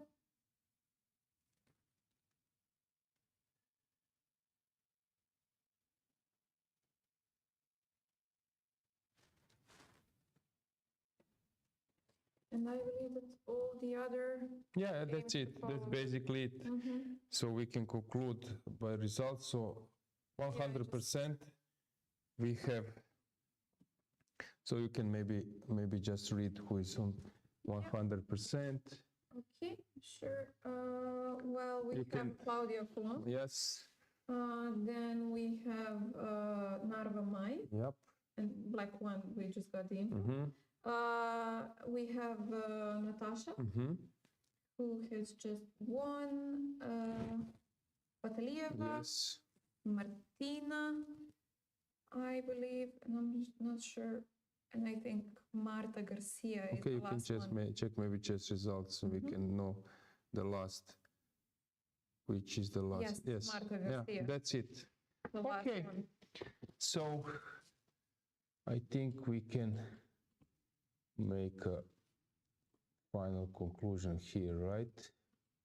True, we The did playing have a hall lot of. looks completely empty. That's, I think, the moment to wrap it up, right? Yeah, definitely. We did have a lot of upsets today as well. Amazing win of Claudio Colon on the first board, and 4 draws on the next 4 boards. And what else to say? Marina Gajcin slipped.